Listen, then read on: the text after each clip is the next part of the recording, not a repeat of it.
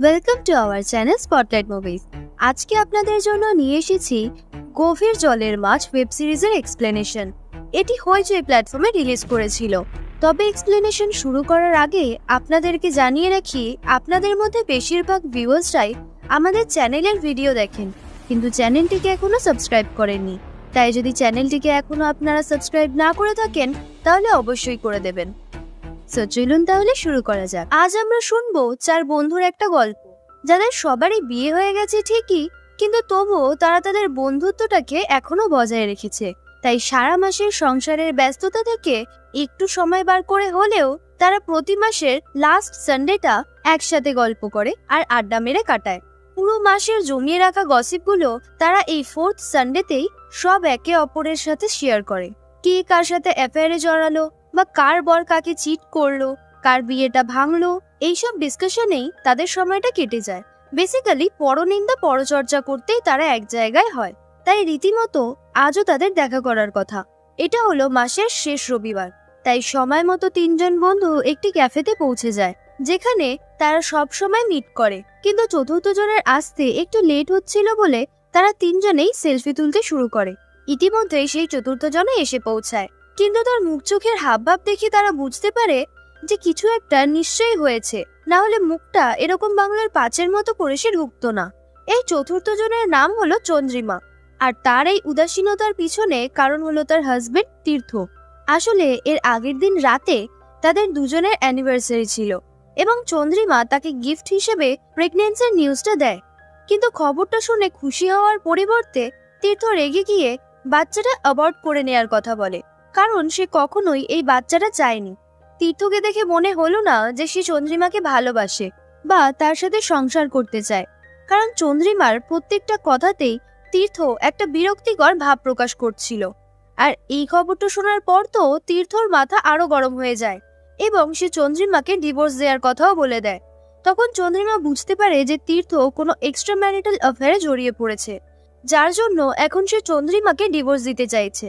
এটা শুনে চন্দ্রিমা খুব ভেঙে পড়ে এবং ভাবে যে সে কিভাবে তার বন্ধুদের ফেস করবে, কারণ এতদিন তারা খুব লোকের ব্যাপারে আলোচনা করত, কিন্তু তাদেরও যে বিয়ে ভাঙতে পারে সেটা কখনো তারা ভেবেই দেখেনি।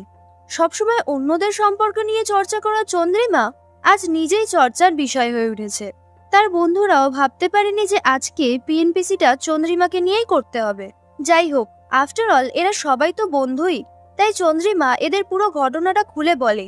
আর তীর্থদার অ্যাফেয়ারের কথা শুনে তারা সবাই শকড হয়ে যায় এবং চন্দ্রিমাকে সহানুভূতি দেওয়ার চেষ্টা করে। তখনই তাদের মধ্যে একজনের কল আসে। সেটা রিসিভ করতে সে ওখান থেকে উঠে বাইরে যায়। যে বেরিয়ে গেল তার নাম হলো আরাত্রিকা এবং তার হাজবেন্ড হলেন অনির্বাণ। তাদের দাম্পত্য জীবনটা এখনো পর্যন্ত ভালোই কাটছে। তাকেই ফোন করে আরাত্রিকা বলে যে এরম কিছু তো একটা হওয়ারই ছিল, কারণ সারাদিন শপিং করে ঘুরে বেড়ালে বর কোথায় কি করছে সেটা জানবেই বা কি করে। অনির্বাণকে সে এটাও বলে যে আজকের বিকেলটা নষ্ট হলো ঠিকই, কিন্তু কিছু করার নেই। চন্দ্রিমাকে সামলে তার বাড়ি ফিরতে একটু লেট হবে। তখন বিশাখা আরাত্রিকাকে বাইরে ডাকতে আসে, কারণ চন্দ্রিমা কান্নায় ফেটে পড়েছে। ভেতরে দিদি চন্দ্রিমাকে বোঝানোর চেষ্টা করে যাচ্ছে যে এখন কেঁদে কি লাভ, এখন ভাবা উচিত যে কি করে তীর্থদার মাথা থেকে এই অ্যাফেয়ারের ভূতটা নামানো যাবে। কিন্তু চন্দ্রিমা রাগের মাথায় দিদির ওপরই চিৎকার করে ওঠে এবং বলে যে এখন জানতে পেরেছি তাই এখনই তো কাঁদবো। এই কথাটা দিদির খুব গায়ে লাগে এবং সে বলে নিজের বরকে আটকে রাখতে পারেনি বলে সেই ঝালটা আমার ওপর দেখাচ্ছে। তারপর দিদি ওখান থেকে উঠে ওয়াশরুমে চলে যায়। দিতি আর চন্দ্রিমা সেই ক্লাস 1 থেকে বন্ধু, তারা একই স্কুলে পড়তো। দিদির মতে চন্দ্রিমা পুরোটা সত্যি বলছে না, কারণ স্কুলে যখন তারা একসাথে পড়তো চন্দ্রিমা এমন বিহেভ করতো যেন ওপর টাটা বিড়লার মেয়ে। কিন্তু একদিন দিদি তাদের বাড়িতে নোটস দিতে গিয়ে দেখে খুবই খারাপ অবস্থা তার ঘর বাড়ি। ছোট একটা স্যাঁতস্যাঁতে কামরা, ইটের উপর তোলা খাট, আর তার তলায় ঘটি বাটি আরো কত কি রাখা।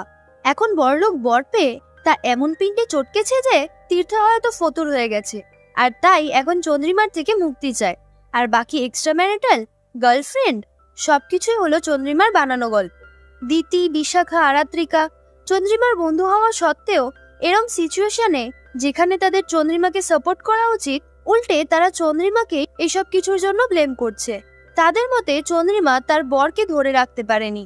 তখন বিশাখা বলে যে নিশ্চয়ই কোনো একটা গ্যাপ তৈরি হয়েছিল, যার জন্যই একটা বাইরের মেয়ে তাদের সম্পর্কের মাঝে আসতে পেরেছে। নয়তো বিশাখা আর ধ্রুবর বিয়ে তো চন্দ্রিমার বিয়ের 5 বছর আগে হয়েছে, কই তাদের মধ্যে তো কেউ আসতে পারেনি। বিশাখা আর ধ্রুবর বিয়ের পর তাদের দুটো বাচ্চাও হয়, কিন্তু এখনো পর্যন্ত ধ্রুব কারোর দিকে চোখ তুলে তাকায় না, যেটা বিশাখা খুব গর্ব সহকারে চন্দ্রিমাকে বলল।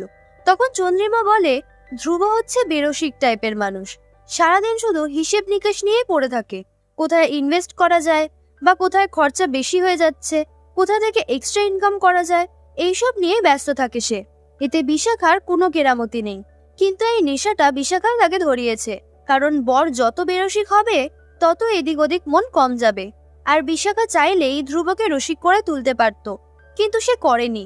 তারপর আরাত্রিকা চন্দ্রিমাকে বলে যে শুধু খেয়ে খেয়ে মোটা না হয়ে বা বরের টাকায় গাদাগুচ্ছে জামা কাপড় না কিনে জিম বা যোগা করে নিজেকে মেনটেন করতে পারতো, ঠিক যেমনটা তারা করে, তাহলে হয়তো তীর্থ তার হাতের বাইরে যেত না।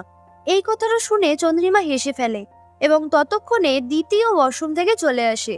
চন্দ্রিমা তাদের সবাইকে বলে যে এক্সট্রা ম্যারিটাল অ্যাফেয়ারের সাথে বিউটি পার্লার, যোগা বা জিমের কোনো সম্পর্ক নেই। সুযোগ পেলে সবাই চরিত্রহীন, আর বাকিদের বররা সেই সুযোগটা পায়নি, কারণ দিতি, বিশাখা বা আরাত্রিকা আষ্টে পিষ্টে তাদের গলাগুলো চেপে রেখেছে, আর চন্দ্রিমা তীর্থকে ফ্রিডম দিয়েছিল, যেটার মিসইউজ করেই সে এক্সট্রা ম্যারিটাল অ্যাফেয়ারে জড়িয়ে পড়েছে। চন্দ্রিমা বলে বাকিদের বররা এই সুযোগটা পায়নি বলে, নয়তো কবেই তাদের কপালও পুড়ত। এরপরও সহ্য করতে না পেরে দিতি বলে তার বর সুমিত সুযোগ পেলেও এসব করতো না, কারণ ট্রেডিশন মেনে চলা এক বনেদি বাড়ির ছেলে সে, ফ্যামিলি অন্ত প্রাণ তার। সে এসব ডিভোর্স, এক্সট্রা ম্যারিটাল অ্যাফেয়ারের কথা শুনলে রেগে ওঠে। সুমিত বলে বিয়েটা বাঁচিয়ে রাখা একটা আর্ট, পালানোর পথ না খুঁজে টোটাল এফর্ট দিয়ে সংসারকে আগলে রাখতে হয়। তাই দিতি খুব গর্ব সহকারেই বলে যে যতই সুযোগ পাক সুমিতকে টলানো যাবে না। আরাত্রিকাও বলে সেম উইথ অনির্বাণ, সে আরাত্রিকার কথা মেনে তার আঁচলে বেঁধে থাকতে ভালোবাসে। সে আরাত্রিকার দ্বারা ডমিনেটেড হওয়া পছন্দ করে, যতই ঝগড়া হোক না কেন তারা দুজনেই জানে যে বিছানায় সবটা মিটে যাবে। আরাত্রিকা খুব কনফিডেন্টলি বলে যে তার এই নেশা অনির্বাণের কোনোদিন কাটবে না। তিনজনের তাদের বরের প্রতি এত কনফিডেন্স দেখে চন্দ্রিমা একটা গেম খেলার হুজুগ তোলে, যেখানে বোঝা যাবে তাদের বরেরা সুযোগ পেয়েও কতটা লয়াল থাকে। যদি তাদের মধ্যে একজনও অ্যাফেয়ারে জড়িয়ে পড়ে তাহলে চন্দ্রিমা জিতে যাবে, আর তাদের টলাতে না পারলে সে হেরে যাবে। আর বাইরের মেয়েদের দিয়ে টেস্ট করানোর থেকে ভালো নিজেরাই নিজেদের মধ্যে ব্যাপারটা ম্যানেজ করে নেওয়া। তাই চন্দ্রিমা একটা ডেডলি গেম খেলার প্রস্তাব দেয়। বাকি তিনজনকে তাদের এই বরকে আঁচলে বেঁধে রাখার দিমাগটা চন্দ্রিমা ভাঙতে চেয়েছিল। প্রথমে তারা কেউই চন্দ্রিমার এই চ্যালেঞ্জটাকে এন্টারটেইন করছিল না, কিন্তু পরে তারা রাজি হয় এবং শুরু হয় তীর সুন্দরের ত্রিকোণমিতির খেলা। এই খেলায় কিছু রুলসও ডিসাইড করা হয়, যেমন রুল নাম্বার 1, দিতি সিডিউস করবে আরাত্রিকার বর অনির্বাণকে, আরাত্রিকা সিডিউস করবে বিশাখার বর ধ্রুবকে, আর বিশাখা সিডিউস করবে দিতির বর সুমিতকে। রোল নাম্বার 2, তারা কেউই সত্যিকারের প্রেমে পড়বে না, কারণ বন্ধুর ঘর ভাঙা তাদের উদ্দেশ্য নয়। রোল নাম্বার 3, এই খেলার রেফারি হবে চন্দ্রিমা, আর যা করার 1 মাসের মধ্যেই করতে হবে, আর এভরি সানডে সে সবার থেকে আপডেট নেবে যে কে কতদূর খেলায় এগাল। তখন দ্বিতীয় একটা শর্ত রাখে যে ফিজিক্যালি সিডিউস করা যাবে না, যা করার না ছুঁয়েই করতে হবে। বাকিরাও এটাতে সম্মতি জানায় এবং সব রুলস ডিসাইড হওয়ার পর তারা ঘরে ফিরে যায়। এখন যা যা স্টোরি আপনারা শুনলেন পুরোটাই 1 মাস আগের গল্প। এবার আমরা 1 মাস পরের একটা ঘটনা দেখব, যেখানে বিশাখার বাড়িতে একটি পুলিশ ইন্সপেক্টরের ফোন আসে এবং সে কারোর মার্ডার কেস নিয়ে বিশাখার সাথে কথা বলতে চান। আর সারপ্রাইজিংলি এই মার্ডার কেসটা হলো চন্দ্রিমার। একটি বহুতলা বিল্ডিং এর ছাদ থেকে পড়ে গিয়ে তার মৃত্যু ঘটে, কিন্তু প্রশ্নটা হলো সে এই বিল্ডিং এ উঠেছিলই বা কেন, আরো কি কেউ ছিল তার সাথে? এসব কথা জানতেই পুলিশ ইন্সপেক্টর বিশাখার বাড়িতে দেখা করতে আসেন। তার আগেই পুলিশ আসার খবর বিশাখা, আরাত্রিকা এবং দিতিকে জানিয়ে দিয়েছিল, এবং তারা ঠিক করেছিল যে লাস্ট 1 মাসের কথা পুলিশকে কিছু জানতে দেবে না। বিশাখা পুলিশকে তীর্থর অ্যাফেয়ারের ব্যাপারটা জানায়, যেটা নিয়ে চন্দ্রিমা এত ডিস্টার্ব ছিল। তখন পুলিশ তাকে জিজ্ঞেস করে তীর্থর গার্লফ্রেন্ডকে সে চেনে কিনা। বিশাখা বলে না। তারপর দিদির বাড়িতে গিয়ে জিজ্ঞাসাবাদ করার পর ইন্সপেক্টর জানতে পারেন এরম সুইসাইড অ্যাটেম্প চন্দ্রিমা আগেও 2বার করেছে। ক্লাস 8-এ একবার ফিজিক্সের টিচারের প্রেমে পড়ে হাত কেটেছিল, আর ক্লাস 11-এ অন্য কোনো একটা ছেলের জন্য। তাই তীর্থ যে তাকে ডাম্প করবে সেটা হয়তো সে মেনে নিতে পারেনি, আর তার জন্যই হয়তো সুইসাইড করেছে, এটাই দিতি মনে করে। আরাত্রিকা ও চন্দ্রিমা কেসটাকে সুইসাইড হিসেবেই মানছে, কারণ আগের দিনই তাদের দেখা হয়েছিল, কারণ সেদিন সানডে ছিল। তখনই নাকি চন্দ্রিমা বলেছে তীর্থ তার গার্লফ্রেন্ডকে ওই বাড়িতে এনে রাখার কথা বলেছে, তাই থাকার হলে চন্দ্রিমাকে তার গার্লফ্রেন্ডের সাথেই থাকতে হবে, নয়তো সে ডিভোর্স দিয়ে চলে যেতে পারে। ইন্সপেক্টর জিজ্ঞাসা করেন যে আগে তারা শুধু একটা সানডে মিট করত, কিন্তু ইদানিং প্রত্যেকটা সানডেতেই তারা দেখা করছে, কিন্তু এটা কেন? উত্তরে তারা জানায় চন্দ্রিমার এই অবস্থার জন্যই তারা এভরি সানডে মিট করত, কারণ শ্বশুর বাড়িতে চন্দ্রিমার কথা শোনার মতো সেরম কেউই ছিল না। কাকেই বা এসব শেয়ার করতো সে? চন্দ্রিমার শাশুড়ি মা তো এই অ্যাফেয়ারের জন্য তাকেই দায়ী করত। তখন ইন্সপেক্টরটি ঘুরিয়ে প্রশ্ন করেন যে আপনারা তাকে দায়ী করেননি? তখন তারা বলে যে না না, আমরা কেন দায়ী করব, আমরা তো ওর বন্ধু। কিন্তু এরাই একদিন চন্দ্রিমাকে ফিগার, শপিং ইত্যাদি নিয়ে খোঁটা মেরে বলেছিল যে সব দোষ তারই। তবে এখানে সেটা তারা চেপে যায়। চন্দ্রিমার মৃত্যুর খবর পেয়ে তাদের মধ্যে কেউই স্পটে যায়নি, কারণ তারা নাকি চন্দ্রিমাকে এই অবস্থায় দেখতে পারতো না। 1 মাস আগে চন্দ্রিমার শুরু করা সেই খেলাটা 3 জনের কেউই খেলতে চায়নি, তাই সেই দিন রেস্টুরেন্ট থেকে বাড়ি ফেরার পর 4-5 দিন কিছু করারও চেষ্টা করেনি তারা। তাই অলমোস্ট 3 জনই খেলাটার ব্যাপারে ভুলে যাচ্ছিল। কিন্তু তখনই আরাত্রিকার কাছে চন্দ্রিমার ফোন আসে এবং সে জিজ্ঞেস করে যে আগের দিন রাতে কি অনির্বাণ লেট করে বাড়ি ফিরেছিল। আরাত্রিকা বলে হ্যাঁ, কিন্তু কেন? তারপর চন্দ্রিমা হাসতে হাসতে বলে তাহলে খেলা শুরু হয়ে গেছে। তখন আরাত্রিকা বুঝতে পারে যে দ্বিতীয় অনির্বাণের সাথে দেখা করা শুরু করে দিয়েছে, যেটা ভেবে তার মাথায় রাগ উঠে যায় এবং সেও এই খেলায় নামবে বলে ডিসাইড করে। তাই বিশাখার বর ধ্রুবকে ফোন করে আরাত্রিকা একটা পার্সোনাল প্রবলেম ডিসকাস করার বাহানায় মিট করার রিকোয়েস্ট করে, আর এও বলে যে বিশাখাকে এই বিষয়ে কিছু না জানাতে। চন্দ্রিমা বিশাখাকেও ফোন করে একই কথা বলে, আর বিশাখাও লক্ষ্য করে যে আগের দিন রাতে লেট করে বাড়ি ফেরার কারণে জিজ্ঞাসা করায় ধ্রুব বেশ অস্বস্তি ফিল করছিল। তাই সেও বুঝতে পারে যে খেলা শুরু হয়ে গেছে এবং বিশাখাও দিতির বর সুমিতকে ফোন করে দেখা করার জন্য বলে, আর এটা যেন দিতিকে সে না জানায়। তারপর চন্দ্রিমা সেম ফোনটা দিতিকেও করে এবং বলে সবাই খেলা শুরু করে দিয়েছে, তাই তো আগের দিন রাতে সুমিতও বাড়িতে লেট করে ফিরেছিল, একমাত্র সেই বোকাদের মতো বসে আছে। তখন দিদি সঙ্গে সঙ্গে সুমিতকে ফোন করে এবং সুমিত বাধ্য হয় তাকে মিথ্যে কথা বলতে। সে বলে তার একটা অফিসের কাজ পড়ে যাওয়ায় বাড়ি আসতে লেট হবে। দিদি ভাবে সবাই যখন খেলাটা খেলতেই চায় তাহলে সে কেন বাকি থাকবে। আরাত্রিকার বর অনির্বাণকে সে ফোন করে আর মিট করার জন্য বলে, কিন্তু ধ্রুব, সুমিত আর অনির্বাণ এরা 3 জনেই কিছু বুঝতে পারে না যে এমন কি পার্সোনাল প্রবলেম যেটা তাদের নিজেদের বন্ধুদেরকে বলা যাবে না। আর অদ্ভুত ব্যাপার হলো এই যে আগের দিন সেম ভাবে চন্দ্রিমাও তাদের ফোন করে দেখা করার জন্য রিকোয়েস্ট করেছিল। সে এত কাঁদছিল যে তারা বারণ করতে পারেনি। চন্দ্রিমা ধ্রুব, সুমিত ও অনির্বাণকে একসাথে ডেকে তীর্থর অ্যাফেয়ারের ব্যাপারে জানায় আর তাদের বলে এই বিষয় নিয়ে তীর্থর সাথে একটু কথা বলতে আর তাকে বোঝাতে যেন তার মাথা থেকে এই অ্যাফেয়ারের ভূতটা নামে। কিন্তু আজকের এই মিটিংটার ব্যাপারে তারা বাড়িতে যেন কেউ কিছু না বলে, কারণ চন্দ্রিমার মতে ওর বন্ধুরা জানতে পারলে এটা নিয়েও পিএনপিসি করে জলঘোলা করবে।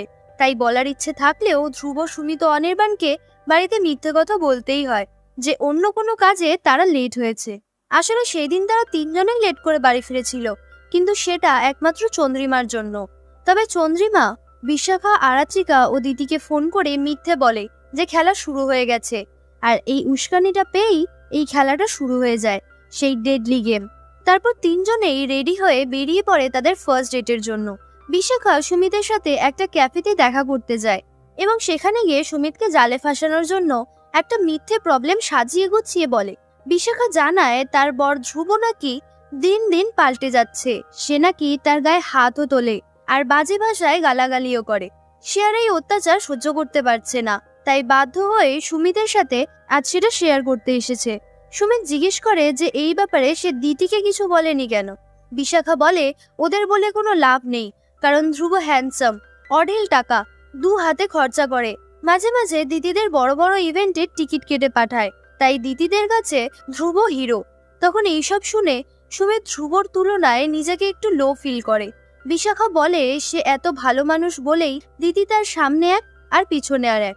সুমিতের উগ্র সাজ পছন্দ না বলে দিতি বাড়ি থেকে বেরিয়ে লিপস্টিক পরে আর বাড়িতে ঢোকার আগে সেটা মুছে দেয়। কিন্তু আগে যখন একবার সুমিত দিতিকে এই লিপস্টিক নিয়ে বলেছিল, সে সঙ্গে সঙ্গে ওটা মুছে দিয়েছিল। সেই দিন থেকে সে আর ডার্ক কালারের লিপস্টিক পরবে না, কারণ সুমিতের প্রবলেম মানেই তার প্রবলেম। যদিও বা সুমিত বলেছিল এর কোনো দরকার নেই, কিন্তু তাও দিতি সেটা করেছিল। বিশাখা আরো বলে যে তার কথায় বিশ্বাস না হলে সে সোশ্যাল মিডিয়ার পোস্টগুলোতেও দেখে নিতে পারে, বাট সুমিতের সোশ্যাল মিডিয়াতে কোনো অ্যাকাউন্টই নেই, তাই হয়তো সে এই ব্যাপারে জানতো না। তারপর বিশাখা চোখের জল ফেলে বলে সে সবসময় সুমিতের মতো একজন সেন্সিটিভ হাজবেন্ড চেয়েছিল, কিন্তু পেল ধ্রুবর মতন একজন অত্যাচারী হাজবেন্ডকে, যে কথায় কথায় গায়ে হাত তোলে। সুমিতকে জালে ফেলতে ধ্রুব আর দিতিকে তার চোখে ছোট করতেই হতো, তাই বিশাখা সেটাই করেছে। এবং সুমিত মনে মনে ভাবতে থাকে সে দিতির কাছে হয়তো হেরে যাওয়া সেই মানুষটা যার না আছে কোনো গ্লস, না আছে কোনো গ্ল্যামার। অন্যদিকে আরাত্রিকাও ধ্রুবর সাথে একটা ফ্ল্যাটে দেখা করতে যায়, যেটা অ্যাজ আ সারপ্রাইজ গিফট বিশাখার বার্থডের জন্য ধ্রুব রেডি করছিল। আরাত্রিকা ধ্রুবকে বলে সে কত ভালো, বিশাখার জন্য কত চিন্তা করে, কিন্তু তার হাজবেন্ড অনির্বাণ উল্টে তার বাড়ি ঘর টাকা পয়সা সব নিজের নামে করে নিয়েছে, আর একটাও টাকা আরাত্রিকার অ্যাকাউন্টে নেই। আসলে তার ব্যাংক অ্যাকাউন্ট, ইনভেস্টমেন্ট সবই অনির্বাণ ডিল করে, কারণ সে তো এইসব কিছুই বোঝে না। তাই ধ্রুবর কাছে এখন সে সাহায্য চাইতে এসেছে। ধ্রুব এসব টাকা পয়সার ব্যাপারে ভালো বোঝে তাই, কিন্তু বিশাখাকে এসব বলে লাভ হতো না। সে ধ্রুবকে টাকার নেশায় রাখে যাতে সে বিশাখার বশে থাকে, অ্যাজ ইফ ধ্রুবর নিজস্ব কোনো বুদ্ধিই নেই পয়সা কড়ির ব্যাপারে। বিশাখাই তাকে কন্ট্রোল করে। যে তার বরকে নিয়ে এসব কথা বলতে পারে, সে কি করে আরাত্রিকার কথাগুলি গোপন রাখতে পারত? তাই সে বিশাখাকে এসব ব্যাপারে কিছুই জানায়নি। আরাত্রিকা বলে সে বিশাখার ব্যাপারে এসব বলতে চায় না, কিন্তু বাধ্য হয়ে বলতে হলো। ধ্রুব এসব শুনে বলে ভালোই করেছে এইসব বলে, কারণ তার চোখ খোলাটাও খুব জরুরি ছিল। আসলে সে টাকা পয়সার পেছনে দৌড়াতো যাতে বিশাখাকে সে খুশি রাখতে পারে। ডায়মন্ড নেকলেস, কার, বাড়ি এইসব লাক্সারিয়াস গিফট দিয়ে সে বিশাখার ডিমান্ড ফুলফিল করার চেষ্টা করত, কিন্তু বিশাখা যে তাকে টাকার পেছনে ছুটিয়ে নিজের বশে রাখতে চাইছিল সেটা সে বুঝতে পারেনি। এদিকে আরাত্রিকার বর অনির্বাণের সাথে দিতি কথা বলতে যায় এবং বলে সুমিত তার সাথে বেডে খুব ভায়োলেন্ট হয়ে পড়ে, যেটা সে একদমই হ্যান্ডেল করতে পারছে না, আর এটাই তার প্রবলেম। কিন্তু অনির্বাণ বুঝতে পারে না এতে সে কি সাহায্য করতে পারে। তখন দিতি তার কাছে রিকোয়েস্ট করে যে কি করে এই ভায়োলেন্ট হওয়াটাকে এনজয় করা যায় সেটা তাকে শিখিয়ে দিতে, কারণ আরাত্রিকাও তো বেডে ভায়োলেন্ট আর অনির্বাণ তো সেটা খুবই এনজয় করে। তখন সে অবাক হয়ে জিজ্ঞেস করে এটা তো তাদের পার্সোনাল ব্যাপার, এটা সে কি করে জানলো? দিদি বলে এটা সবাই জানে, আর আরাত্রিকার ভায়োলেন্ট হওয়াটা সে যে খুবই এনজয় করে সেটাও আরাত্রিকাই তাদের বলেছে। অনির্বাণ শুনে খুব ডিসঅ্যাপয়েন্ট হয় আর ভাবে এত পার্সোনাল কথা আরাত্রিকা কিভাবে তার বন্ধুদের সাথে শেয়ার করলো। সে দিদিকে বলে যে এইবার বুঝলাম যে তুমি কেন আরাত্রিকাকে ট্রাস্ট করতে পারছো না। যে তার নিজের জিনিস পার্সোনাল রাখতে পারে না, সে আর তোমার জিনিস কি গোপন রাখবে? তখন হঠাৎ দিদি অনির্বাণের হাতে হাত রেখে বলে সরি, আমি এগুলো বলে তোমাকে খুব ডিস্টার্ব করতে চাইনি, কিন্তু আমার প্রবলেমগুলো সলভ করার জন্য এগুলো বলতেই হলো। তখন অনির্বাণ বলে সে কিছুই সলভ করতে পারবে না, কারণ তারও এই একই প্রবলেম। রোজ রাতে তাকেও আরাত্রিকার এই ভায়োলেন্ট হওয়াটা সহ্য করতে হয়, আর সে মুখ বুঝে সবটা সহ্যও করে, কারণ আরাত্রিকাকে সে ভালোবাসে। অনির্বাণের মুড না থাকলেও জোর করে তাকে রোজ রাতে আরাত্রিকার সাথে ফিজিক্যালি ইন্টিমেট হতে হয়, কারণ তাকে বারণ করে সে ভাববে অনির্বাণ তাকে দূরে সরিয়ে দিচ্ছে। তাই অশান্তি এড়াতে পুরুষ মানুষদেরও কখনো কখনো সহ্য করতে হয়। সারা পিঠে বুকে তার নখের দাগ, এই অত্যাচার তারও সহ্য হয় না, কিন্তু সে বাধ্য। দিদি এই কথাটা জানতে পেরে অবাক হয়ে যায়, কারণ আরাত্রিকা তো সেদিন ঠিকের উল্টোটা বলেছিল, কিন্তু এইসবের চক্করে দিদি নিজের দেওয়ার শর্তটাই ভেঙে ফেলে, কারণ সে অনির্বাণের হাতে হাত রেখেছিল। শুধু সে নয়, বিশাখা আর আরাত্রিকাও এই শর্তটা ভেঙে ফেলেছিল, তবে ইচ্ছে করে। তারা জেনে বুঝে নিজেদের গায়ে গরম কফি আর জুস ফেলে দিয়েছিল, যাতে সুমিত আর ধ্রুব হেল্প করার ছুতোয় ওদের ছুতে বাধ্য হয়। তারা তিনজনেই গেমে এমনভাবে হারিয়ে গিয়েছিল যে রুলের কোনো কথাই তাদের মাথায় ছিল না, শুধু টার্গেট ছিল কে কাকে আগে ফাঁসাতে সফল হয়। নেক্সট সানডে চন্দ্রিমা তিনজনকে আলাদা আলাদা ভাবে ডেকে আপডেট নেয় এবং বিশাখা ও আরাত্রিকা টাচ করার ব্যাপারটা তার কাছে স্বীকার করে, কিন্তু বলে সেটা জাস্ট একটা অ্যাক্সিডেন্ট ছিল, তবে দিতি কিন্তু অনির্বাণের হাত ধরার কথাটা চন্দ্রিমার থেকে চেপে যায়, কারণ তার মতে চন্দ্রিমা যখন বলছে না বাকিরা কে কি বলল, তাহলে সেই বা পুরো সত্যিটা কেন বলতে যাবে। তারা তিনজন এই মিথ্যের আশ্রয় নিয়ে ধ্রুব, সুমিত, অনির্বাণের মনে তাদের স্ত্রীর প্রতি একটা অবিশ্বাসের দেয়াল গড়ে তুলতে সফল হয়। সেই দিন বাড়ি ফিরে ধ্রুব, সুমিত ও অনির্বাণ তিনজনই বলে যে মাথাটা একটু ধরেছে, তাই তারা ঘুমিয়ে পড়ছে। কিন্তু কেউই শান্তিতে ঘুমাতে পারে না। সারাক্ষণ তাদের বউয়ের ব্যাপারে জানতে পারা কথাগুলোই তাদের মাথায় ঘুরতে থাকে। তাই সুমিত মাঝরাতে উঠে একটা সোশ্যাল মিডিয়াতে অ্যাকাউন্ট খোলে এবং দ্বিতীয় সেই পোস্টগুলো খুঁজে বের করে, যেটা দেখে বিশাখার কথাগুলি বিশ্বাস করতে সে বাধ্য হয়। এটাও ছিল ফ্ল্যাশব্যাক। তারপর আমরা প্রেজেন্ট সিনে দেখি ইন্সপেক্টর আরাত্রিকাকে ফোন করে এবং জানায় তাদের বলা কথা অনুযায়ী তারা তীর্থকে জিজ্ঞাসাবাদ করেছিল, কিন্তু সে বলে সপ্তাহখানেক আগেই নাকি বৃন্দার সাথে তার অ্যাফেয়ারটা ভেঙে গেছিল এবং সে চন্দ্রিমার থেকে ক্ষমাও চেয়ে নিয়েছিল। আর এই সবকিছুই পসিবল হয়েছিল সুমিত, ধ্রুব, অনির্বাণদের বোঝানোর পর। আর যখন অ্যাফেয়ারটাই নেই, তখন চন্দ্রিমা বেকারই সুইসাইড করতে যাবে কেন? আর গার্লফ্রেন্ডকে বাড়ি নিয়ে আসার কথাটাই বা কেন বলবে? তীর্থ বলে চন্দ্রিমা সুইসাইড করতে পারে না, তাকে নিশ্চয়ই কেউ সেই দিন ছাদ থেকে ঠেলে ফেলে দিয়েছিল। এসব শোনার পর আরাত্রিকা অনির্বাণকে জিজ্ঞেস করে যে তীর্থর অ্যাফেয়ারটা তোমরা ভেঙে দিয়েছো। উত্তরে অনির্বাণ বলে, কেন, তোমার অ্যাফেয়ারটাও কি আমাকেই ভাঙতে হবে? যেটা শুনে আরাত্রিকা চমকে যায় আর ভাবে অনির্বাণ এই অ্যাফেয়ারের ব্যাপারে কি করে জানলো আর কতটাই বা জানে সে। তাই অনির্বাণ চলে যেতেই সে সঙ্গে সঙ্গে দিতি আর বিশাখাকে ফোন করে জানায় যে কিছুক্ষণ আগে ইন্সপেক্টর তাকে ফোন করেছিল আর বলেছেন তীর্থর অ্যাফেয়ার নাকি আগেই ভেঙে গেছে, যেটা ভাঙতে তাদের বরেরাই সাহায্য করেছে। আর এটা চন্দ্রিমা জানতো। দিতি ও বিশাখা শুনে অবাক হয়ে যায় আর ভাবে তাহলে আর কে মারতে পারে চন্দ্রিমাকে। এই বিষয়ে আলোচনা করার জন্য তারা তিনজনে বিকেলে সেই রেস্টুরেন্টে যায় যেখানে তারা অলওয়েজ যেত। সেখানের ওয়েটারটি তাদের কফি সার্ভ করার সময় জিজ্ঞেস করে যে আজ তাদের আরেক বন্ধু কোথায়, কারণ সব সময় তারা চারজনেই একসাথে আসতো। বিশাখা বলে সে আর কোনোদিনও আসবে না, কারণ সে মারা গেছে। এই কথাটা শুনে ওয়েটারটি বিশ্বাসই করতে পারে না যে চন্দ্রিমা আর নেই। সে ছুটে ওখান থেকে পালিয়ে যায় আর তার এই অ্যাবনর্মাল বিহেভিয়ার দেখে এই তিন বন্ধু তার পিছন পিছন বেরিয়ে আসে, এইটা জানতে যে তার কেন এই কথাটা শুনে এতটা খারাপ লাগলো। তারা গিয়ে দেখে সুরেশ নামক এই ওয়েটারটি বাইরে ইমোশনাল হয়ে পড়েছে, যেটা দেখে তারা কেউই কিছু বুঝতে পারে না। তারপর কথা বলে জানতে পারে সেই দিন রেস্টুরেন্ট থেকে তাদের তিনজনের চলে যাওয়ার পর চন্দ্রিমা একাই সেখানে বসেছিল আর এতটাই ড্রাঙ্ক ছিল যে ঠিক করে দাঁড়াতেও পারছিল না। সুরেশই তাকে পড়ে যেতে দেখে ধরে নেয় এবং জানায় রেস্টুরেন্ট বন্ধ হয়ে যাওয়ার টাইম হয়ে গেছে। তাই চন্দ্রিমাকে সে বাড়ি চলে যাওয়ার জন্য রিকোয়েস্ট করে, প্রয়োজনে সে ক্যাবও ডেকে দিতে পারে। কিন্তু চন্দ্রিমা বাড়ি যেতে অস্বীকার করে। আর এত রাতে একটা মেয়েকে রাস্তায় একা ছেড়ে দেওয়াটা সুরেশের বিবেকে বাঁধে, আর তাই সে একটা ট্যাক্সি ধরে চন্দ্রিমাকে বাড়ি ছাড়তে যায়। কিন্তু চন্দ্রিমা তার বাড়ির অ্যাড্রেসটা না বলায় বাধ্য হয়ে সুরেশকে তার নিজের বাড়িতেই চন্দ্রিমাকে নিয়ে যেতে হয়। সারা রাতটা চন্দ্রিমা সেদিন ওখানেই কাটিয়েছিল আর বাড়ি ফেরেনি। এই কথাটা শুনে তারা তিনজনেই ডিসাইড করে নেয় যে সেই দিন সুরেশ হয়তো চন্দ্রিমার ফায়দা উঠিয়েছিল। কিন্তু সুরেশ বলে সুযোগ নিয়ে কি আর ভালোবাসা যায়? তবে এটা তারা বুঝবে না। তখনই সুরেশের ম্যানেজার এসে তাকে ভিতরে ডাকে আর সেই তিন মূর্তি আবার চন্দ্রিমাকে নিয়ে ক্রিটিসাইজ করে যে লাস্টে একটা ওয়েটারের সাথে চন্দ্রিমা রাত কাটালো। তবে ওপর ক্রিটিসাইজ করলেও ভেতর থেকে তারা তিনজনেই চন্দ্রিমাকে নিয়ে একটু জেলাস ফিল করছিল, কারণ সুরেশকে দেখতে বেশ ভালোই আর কম বেশি তারা সবাই রেস্টুরেন্টে এসে সুরেশের সাথে ফ্লার্ট করেছে। তবে সুরেশ শুধু তাদের দিকে তাকিয়ে মিষ্টি করে হাসতো। তাদের তিনজনেরই ইন্ডিভিজুয়ালি এতদিন মনে হতো যে সুরেশ হয়তো তাদের পছন্দ করে, কিন্তু সে সবাইকে ছেড়ে চন্দ্রিমার পিছনে পড়বে সেটা কেউই ভাবেনি। অ্যাজ আ উমেন কিন্তু বিশাখা, দিতি ও আরাত্রিকা চন্দ্রিমার কাছে হেরে গেছিল, কারণ এইসব জিম, বিউটি পার্লার, ইয়োগা যে ম্যাটার করে না সেটা চন্দ্রিমা তাদের দেখিয়ে দিয়েছিল। আর সেটা তারা তিনজনেই ভালো মতো বুঝতে পেরেছিল যে তারা চন্দ্রিমার কাছে হেরে গেছে, কিন্তু কেউই সেটা মুখে প্রকাশ করেনি। আর এই হেরে যাওয়ার আগেই তারা ইন্সপেক্টরকে ফোন করে সুরেশের ব্যাপারে জানানোর সিদ্ধান্ত নেয়।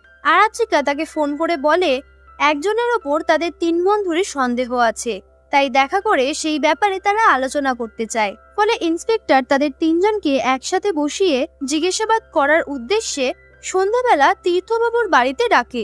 ইন্সপেক্টরটি আরাত্রিকাকে বলে, আলাদা আলাদাভাবে কি বলেছেন সে তো জানি, কিন্তু তিনজন একজোট হয়ে কি গুল দেন সেটা তো দেখতে হবে।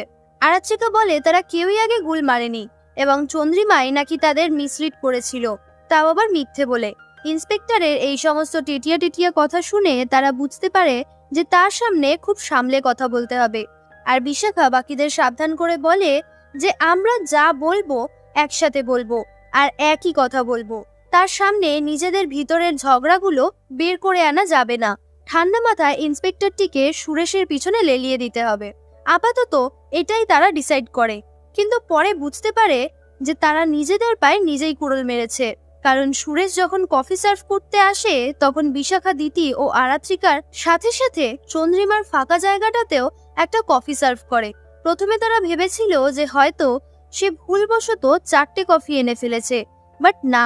সুরেশ বলে চন্দ্রিমা তাকে বলে গেছিল যে খেলা শেষ হওয়া পর্যন্ত যদি সে না থাকে তাহলে এই 3 বন্ধুকে যেন চন্দ্রিমার কথা ভুলতে না দেওয়া হয়। সেই জন্যই সুরেশ 4টে কফি সার্ভ করেছে, যাতে চন্দ্রিমার কথা তাদের মাথায় থাকে।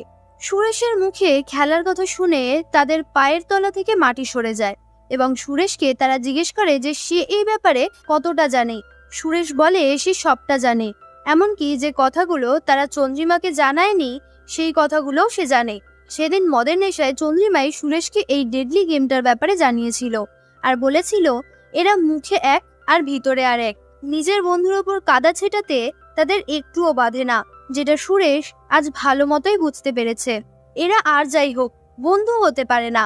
সুরেশ আগে থেকেই বুঝতে পেরেছিল যে এতক্ষণে তারা নিশ্চয়ই পুলিশকে তার ব্যাপারে সবটা জানিয়ে দিয়েছে, তাই সুরেশ তাদের ধমকি দিয়ে বলে পুলিশ জেরা করলে এই গেমের ব্যাপারে সে যা যা জানে সবটাই সে পুলিশকে জানিয়ে দেবে। তাই ওনারা এবার কি উত্তর দেবেন সেটা যাতে তারা আগে থেকেই রেডি করে রাখে। এবার ওরা নিজেরাই বুঝতে পারে না যে কি করবে, কারণ সুরেশের নাম বললে তারা নিজেরাও ফেসে যাবে। তখন দিতি বলে তাহলে ইন্সপেক্টরের সামনে তীর্থ সেই গার্লফ্রেন্ড বৃন্দার নাম নিতে। আরাত্রিকা এতে রাজি হয়, কিন্তু বিশাখা আপত্তি জানায় আর বলে এটা করা যাবে না, কারণ এরম অচেনা কারোর ওপরে দোষ চাপাতে গিয়ে তারা নিজেরাই বিপদে পড়ে যাবে। কিন্তু যেহেতু ইন্সপেক্টরকে তারা আগে জানিয়েই ফেলেছেন যে একজনের ওপর তাদের সন্দেহ আছে, তাই এবার কার নাম নেবে সেটা নিয়েই তাদের দুশ্চিন্তা বাড়তে থাকে।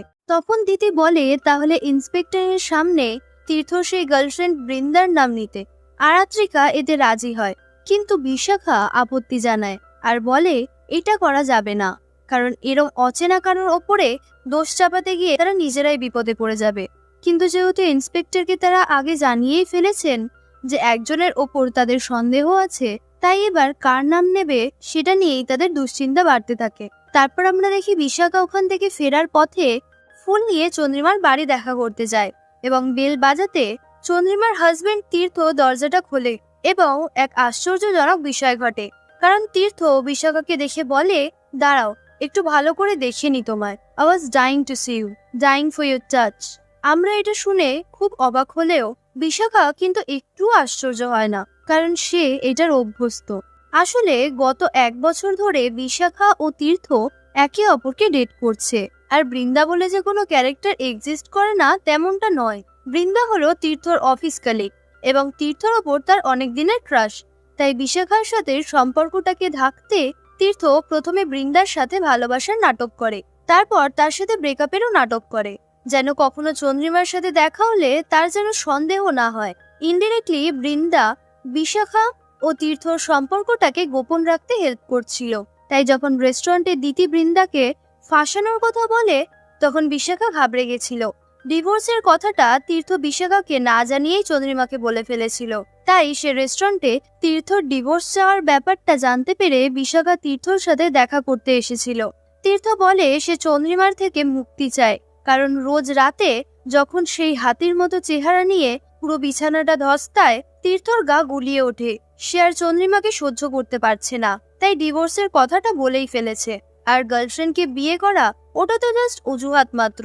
তখন বিশাখা বলে যদি সহ্য নাই হতো তাহলে চন্দ্রিমা প্রেগনেন্ট হলো কিভাবে। উত্তরে তীর্থ জানায় সেটা শুধু বিশাখার ওপর রাগ করে হয়েছে, কারণ রোজ রাতে বিশাখা যদি ধ্রুবর সাথে শুতে পারে তাহলে সেই বা কেন হাত গুটিয়ে থাকবে। বিশাখা তাকে পরিষ্কারভাবে জানিয়ে দেয় যে ধ্রুবকে ছেড়ে সে কোনোদিনই তীর্থকে বিয়ে করবে না। তাই চন্দ্রিমার সাথে ঝামেলাটা মিটিয়ে নিতে।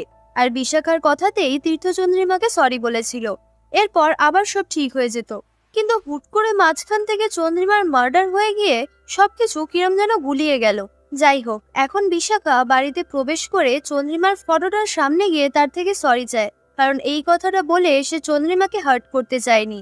তখনই এক অদ্ভুত হাসির শব্দ বিশাখার কানে আসে, যেটা শুধুমাত্র সে একাই শুনতে পাচ্ছিল। তারপর চন্দ্রিমার শাশুড়ি মা তাকে জিজ্ঞেস করে বাকি বন্ধুরা এলো না কেন।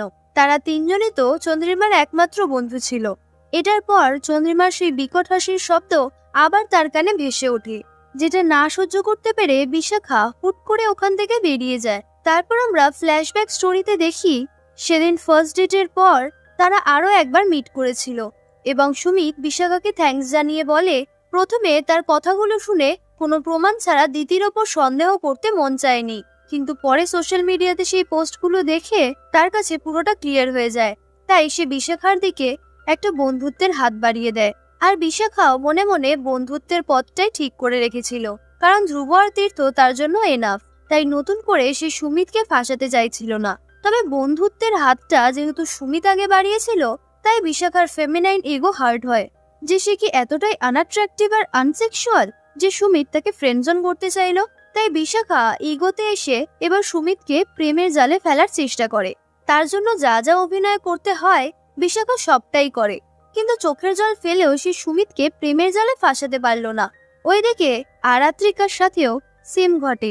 সে ধ্রুবর সাথে সেকেন্ড টাইম দেখা করতে যায় এবং বুঝতে পারে যে ধ্রুবকে প্রেমের জালে ফাঁসাতে না পারলেও বিশাখা আর ধ্রুবর সম্পর্কের মধ্যে সে একটা ফাটল ধরাতে পেরেছে। ধ্রুব তাকে শুধু একটা থ্যাঙ্কস জানিয়ে বাড়ি চলে যেতে বলে, কারণ সে বিশাখাকে এক্সপোজ করে ধ্রুবর চোখ খুলিয়ে দিয়েছে। কিন্তু শুধু গ্র্যাটিটিউড নিয়ে তো আরাত্রিকার কিছু হবে না, কারণ তার অনুযায়ী Dhruv has to fall in love with her. তাই সে কাদার অভিনয় করে ধ্রুবর পায়ে পড়ে যায় আর বলে সে তার প্রবলেম সলভ করতে এসে ধ্রুবর জীবনই জটিল করে তুলল, যার জন্য সে ক্ষমাও চায়। আরাত্রিকাকে এভাবে কাঁদতে দেখে ধ্রুব তাকে চুপ করানোর চেষ্টা করছিল, আর তারই সুযোগ তুলে আরাত্রিকা ধ্রুবকে জড়িয়ে ধরে। ওদিকে দ্বিতীয় অনির্বাণের সাথে তার গাড়িতে দেখা করতে যায় আর জানায় সুমিত এখনো সেই আগের মতনই রয়েছে, ভায়োলেন্ট ইন বেড। কিন্তু এখন দ্বিতীয়রা সহ্য করার উপায় পেয়ে গেছে। তখন অনির্বাণ জিজ্ঞেস করে যে কি উপায়। দিতি বলে যখনই সুমিত বেডে ভায়োলেন্ট হয়ে যায় তখনই সে অনির্বাণের কথা ইমাজিন করে আর সেটা সহ্য করে নেয়। সে ভাবে যেন অনির্বাণ তাকে বলছে আমি তো সহ্য করতে পারি দিতি, তুমিও পারবে। কিন্তু অ্যাকচুয়ালি অনির্বাণ আরাত্রিকার ব্যাপারে সবটা জানার পর ওর কাছে আর ফিরে যেতে পারছিল না, যার জন্য রোজ রোজ তাকে মাথা ব্যথার বাহানা বানাতে হচ্ছিল। তার এই কষ্টটা একমাত্র সে দিতির সাথেই শেয়ার করতে পারত, কারণ দিতির বলা মিথ্যে অনুযায়ী সেও সুমিতের দ্বারা ঠিক একই অত্যাচার সহ্য করত। তাই অনির্বাণ দিতিকে নিজের বন্ধু হিসেবে ভেবেছিল। দিতির আবদারে সে রাস্তা থেকে একটা জুঁই ফুলের মালাও কিনে এনেছিল, যেটা চুলে পড়ার সময় দিতির হাতে একটা আঁচড়ের দাগ লক্ষ্য করে সে, আর বলে আর ব্যথা সহ্য করো না দিতি। অনির্বাণ ভাবে সেটা সুমিতের দেওয়া দাগ, কিন্তু না, ওটা দিতির নিজেরই নখের আঁচড়। সে ইচ্ছে করেই অনির্বাণের সিম্প্যাথি নেওয়ার জন্য ওটা করেছিল। ধীরে ধীরে অনির্বাণ দিতির জালে ফাঁসতে শুরু করে, আর তার মধ্যে যে একটা বদল ঘটেছে সেটা আরাত্রিকাও বুঝতে পারে। নয়তো রোজ রোজ কারোর মাথা ব্যথা হতে পারে নাকি। এই বদল শুধু অনির্বাণের নয়, সুমিত ও ধ্রুবরও ঘটেছিল। দিন দিন তারা কেমন যেন গম্ভীর হয়ে যাচ্ছিল, যেটা দিতি ও বিশাখাও টের পেয়েছিল। তাদের বিহেভিয়ার ও কথাবার্তাতে পরিষ্কার বোঝা যাচ্ছিল যে বদল ঘটেছে। তাই আরাত্রিকার দিতির ওপর সন্দেহ হয় যে নিশ্চয়ই সে অল আউট খেলছে, কারণ ওই খিটখিটে শাশুড়ি আর গরিব বরকে নিয়ে দিতি হয়তো সন্তুষ্ট নয়, তাই অনির্বাণকে হাতিয়ে নেওয়ার চেষ্টা করছে। তাই আরাত্রিকা বিশাখার সাথে একা মিটিং করে বলে দিতি খেলার কোনো রুলসই মানছে না। তাই দিন দিন অনির্বাণ কেমন পাল্টে যাচ্ছে। আরাত্রিকা বিশাখাকে রিকোয়েস্ট করে যে দিতি যদি অনির্বাণের সাথে অল আউট গেম খেলতে পারে তাহলে দিতির বরের সাথেও বিশাখা যেন অল আউট গেমই খেলে। কিন্তু বিশাখা বলে সে রুল ব্রেকার নয়, তাই সুমিতকে ফিজিক্যালি সিরিয়াস করতে সে পারবে না, কারণ দ্বিতীয় তার বন্ধু হয়। আর দেখতে গেলে সবারই ট্রাস্ট ইস্যুস হচ্ছে, কারণ ধ্রুব দিন দিন পাল্টে যাচ্ছে। তাই কি গ্যারান্টি আছে যে বিশাখা সুমিতকে ফিজিক্যালি সিরিয়াস করলে আরাত্রিকা সেটা ধ্রুবকে করবে না? আসলে এই এক মাসের খেলায় সবাই কিরম পাল্টে গেছিল, আর এই খেলার নেশায় তারা ভুলে গেছিল যে বন্ধুর সংসারের পাশাপাশি তারা নিজেদের সংসারও ভেঙে ফেলছে। এটাও ছিল একটা ফ্ল্যাশব্যাক। এখন আমরা আবার প্রেজেন্ট স্টোরিতে ফিরে যাব। আজ বিশাখা, দিতি ও আরাত্রিকাকে তীর্থর বাড়ি জিজ্ঞাসাবাদের জন্য ডেকে পাঠানো হয়েছিল। সেখানে গিয়ে ইন্সপেক্টর তাদের থেকে ওই নামটি জানতে চায় যার ওপর ওদের তিনজনের সন্দেহ ছিল, কিন্তু তারা বুঝেই উঠতে পারে না যে কার নাম বলবে। তবে ইন্সপেক্টরকে তো কিছু একটা বলতেই হবে, তাই বাধ্য হয়ে দ্বিতীয় আরাত্রিকা বলে প্রথমে তাদের তীর্থর গার্লফ্রেন্ড বৃন্দার ওপর সন্দেহ হয়েছিল, কিন্তু কোনো প্রমাণ ছাড়া কারোর ওপর এইভাবে আঙুল তোলাটা ঠিক না, তাই বৃন্দার নামটা তারা বলেনি। তখন তীর্থ বলে প্রমাণ ছাড়া তো তার ওপরেও আঙুল তোলা হয়েছিল। আসলে প্রথমে যখন ইন্সপেক্টর ইন্ডিভিজুয়ালি তাদের তিনজনকে আলাদা আলাদা করে জেরা করছিল, তখন দ্বিতীয় আরাত্রিকা এই কেসটাকে সুইসাইড হিসেবে পোট্রে করেছিল, কিন্তু বিশাখা সেটা করেনি। সে কেসটা তীর্থর দিকে ঘুরিয়ে দিয়েছিল, আর এটা আগে থেকেই সে তীর্থর সাথে প্ল্যান করে রেখেছিল যে ইন্সপেক্টরের সামনে বিশাখা তীর্থর ওপর আঙুল তুলবে, আর তীর্থ ব্রেকআপের স্টোরি শুনিয়ে সেই অভিযোগটা কাটিয়ে দেবে। এই আলোচনার মাঝেই হঠাৎ আবার বিশাখা চন্দ্রিমার সেই অদ্ভুত হাসিটা শুনতে পায়, যেটা সহ্য করতে না পেরে সে ওখান থেকে উঠে আসে। কিন্তু বিশাখা কিছুতেই বুঝতে পারে না যে এটা শুধু সে একাই কেন শুনতে পাচ্ছে। তারপর এদের তিনজনের হালচাল দেখে ইন্সপেক্টর বুঝতে পারে যে এরা কিছুই বলবে না, তাই সে নিজেই ফোন করে বাইরে থেকে একজনকে ডেকে পাঠায় যে এই কেসটার ব্যাপারে কিছু বলতে চায়। সে ভেতরে প্রবেশ করতেই তাদের তিন বন্ধুর চোখ ছানা বড়া হয়ে যায়, কারণ যার ব্যাপার পুলিশের থেকে তারা লুকাতে চাইছিল সে নিজেই এসে হাজির হয়েছে। আসলে এই ব্যক্তিটি আর কেউ নয়, বরং সুরেশই ছিল। সে নিজেই পুলিশকে ফোন করে বলেছিল যে এই তিন বান্ধবীর ব্যাপারে তার কিছু বলার আছে, তাই ইন্সপেক্টর তাকে এখানেই ডেকে এনেছে। কিন্তু তীর্থ এর আগে কোনোদিন সুরেশকে দেখেনি, তাই সে জিজ্ঞাসা করে যে কে এটা। দিতিরা জানায় যে রেস্টুরেন্টে তারা মিট করত সুরেশ সেখানেই একজন ওয়েটার হিসেবে কাজ করত। সে নাকি খুবই খারাপ একটা ছেলে, কারণ রেস্টুরেন্টে নাকি সবসময় তাদের সাথে ফ্লার্ট করত বিভিন্ন ইশারার মাধ্যমে, যেটার বিরুদ্ধে তারা চাইলেই কমপ্লেন জানাতে পারত, তবে এতে সুরেশের কাজটা চলে যাবে, তাই জন্য তারা এই ব্যাপারটাকে ইগনোর করেছে। কিন্তু সুরেশ অস্বীকার করে বলে এমন কিছুই সে করতো না, শুধু দেখে একটু হাসতো, কারণ সব কাস্টমারকে দেখেই তাদের স্মাইল দেওয়ার ইনস্ট্রাকশন থাকতো। আরাত্রিকা বলে সুরেশ তাদের চারজনের ওপরেই চান্স মারত, কিন্তু পার্থক্যটা হচ্ছে তারা তিনজন সুরেশকে কোনো পাত্তা দেয়নি, আর চন্দ্রিমা সেটা দিয়ে ফেলেছিল। এমনকি সুরেশের সাথে চন্দ্রিমা রাতও কাটিয়েছে, যেটা শুনে তীর্থ শকড হয়ে যায়। সে এতদিন ভাবত চন্দ্রিমা যখন রাতে বাড়ি ফেরে না, তাহলে সে হয়তো নিজের বাপের বাড়িতে আছে, কিন্তু চন্দ্রিমা যে সুরেশের সাথে থাকতে পারে এটা কোনোদিনও সে ভাবতেই পারেনি। এইসব কথাগুলো শুনে তীর্থর মাথা গরম হয়ে যায় এবং সুরেশকে ধরে সে মারতে যায়। তখন তীর্থকে সুরেশ বলে নিজেও তো অন্যের বউয়ের সাথে শুয়েছেন, তখন কি নিজের ওপর এরম মাথা গরম হয়েছে? নিজে করলে ঠিক, কিন্তু বউ করলে দোষ।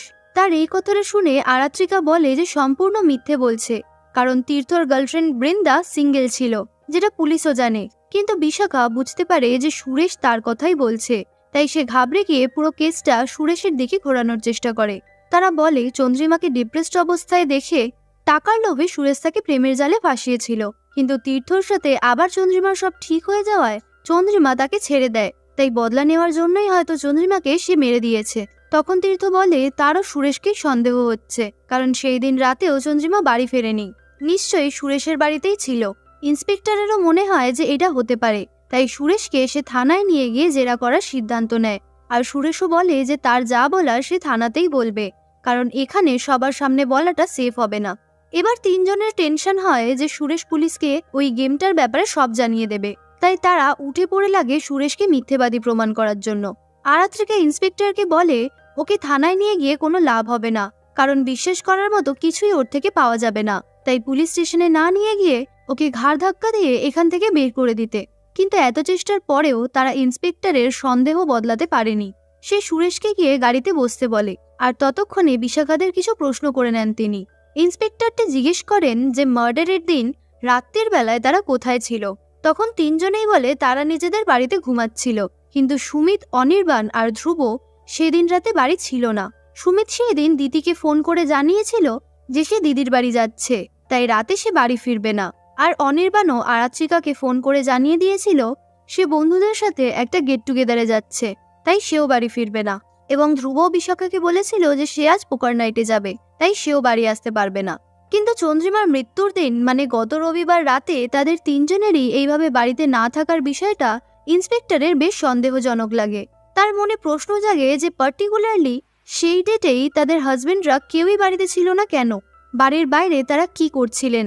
তবে দিতি, আরাত্রিকা ও বিশাখাকে ফোন করে তাদের হাজবেন্ডরা এই কথাগুলো বলেছিল এটা সত্যি, কিন্তু কিছুক্ষণ পরেই তাদের কাছে আবার একটা কল এসেছিল, যেটার কথা তারা তিনজনেই চেপে গেছে। আসলে সেই দিন সুমিতের কলটা রাখার পর দিতির কাছে অনির্বাণের কল এসেছিল। সে রাত 12টার সময় জাস্ট 5 মিনিটের জন্য দিতির সাথে দেখা করার রিকোয়েস্ট করে। আর সেম জিনিস আরাত্রিকা এবং বিশাখার সাথেও হয়। তাদেরকেও ধ্রুব এবং সুমিত রাত্রির 12টার সময় 5 মিনিটের জন্য দেখা করতে বাড়ির বাইরে আসতে বলে। প্রথমে তারা মুখে না না করলেও মনে মনে সবারই ইচ্ছা ছিল, তাই সেই দিন রাতে চুপি চুপি বাড়ির বাইরে এসে তারা তিনজনেই তাদের বন্ধুর বরের জন্য ওয়েট করে। এবার ইন্সপেক্টর তাদের ছেড়ে দিয়ে গাড়িতে সুরেশের সাথে কথা বলতে আসে। তখন সুরেশ প্রথম থেকে পুরো স্টোরিটা ইন্সপেক্টরকে এক্সপ্লেন করে যে সেদিন রাতে চন্দ্রিমা বাড়ি না যাওয়ার জেদ করায় বাধ্য হয়ে সুরেশ তাকে নিজের বাড়িতে নিয়ে এসেছিল। আর সেই দিন রাতটা তারা একসাথেই কাটিয়েছিল ঠিকই, কিন্তু চন্দ্রিমার সে কোনো ক্ষতি করেনি, কারণ সুরেশের মেয়েদের প্রতি সেরম কোনো অ্যাট্রাকশন নেই, তাই চন্দ্রিমা তার সাথে সেফ ছিল। তারপর পরের দিন সকালবেলা চন্দ্রিমার নেশা কাটলে সুরেশ তাকে ঘরের একটা ডুপ্লিকেট চাবি দিয়ে বলে যখন বেরাবে তখন তালাটা মেরে দিতে, কারণ সুরেশকে এখন কাজের জন্য বেরাতেই হবে। আর সে চন্দ্রিমাকে বলে খিদে পেলে কিছু একটা বানিয়ে খেয়ে নিতে, জিনিসপত্র সব ওখানেই রাখা রয়েছে। কিন্তু চন্দ্রিমা বলে এই চাবিটা সে ফেরত দেবে কখন। তখন সুরেশ বলে এটা তার কাছেই রাখতে, আর ফেরত দিতে হবে না, কারণ যখন চন্দ্রিমার কোথাও যাওয়ার থাকবে না তখন যাতে বিনা দ্বিধায় সে এখানে চলে আসতে পারে, তা সে সুরেশ বাড়িতে থাকুক আর নাইবা থাকুক। চন্দ্রিমা সুরেশের এই নিঃস্বার্থ সাহায্যগুলি দেখে অবাক হয়ে যায় এবং তখন থেকেই তাদের মধ্যে একটা সুন্দর বন্ধুত্বের স্থাপন হয়। আর এই নিঃস্বার্থ বন্ধুত্বকেই সুরেশ ট্রু লাভ বলে সম্বোধন করে। সুরেশ বলে চন্দ্রিমা ও তার 3 বন্ধুর মাঝে এক ডেডলি গেম চলছিল, যেটার ব্যাপারে জানাতেই সে ইন্সপেক্টরকে ফোন করেছিল।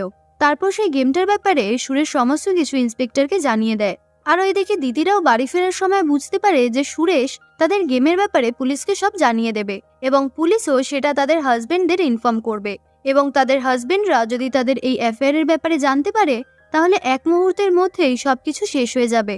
তাই এর থেকে বাঁচার একটা উপায় বার করতে হবে। ফলে নিজেদের সংসার বাঁচাতে তারা 3 জন মিলে একটা প্ল্যান ডিসাইড করে।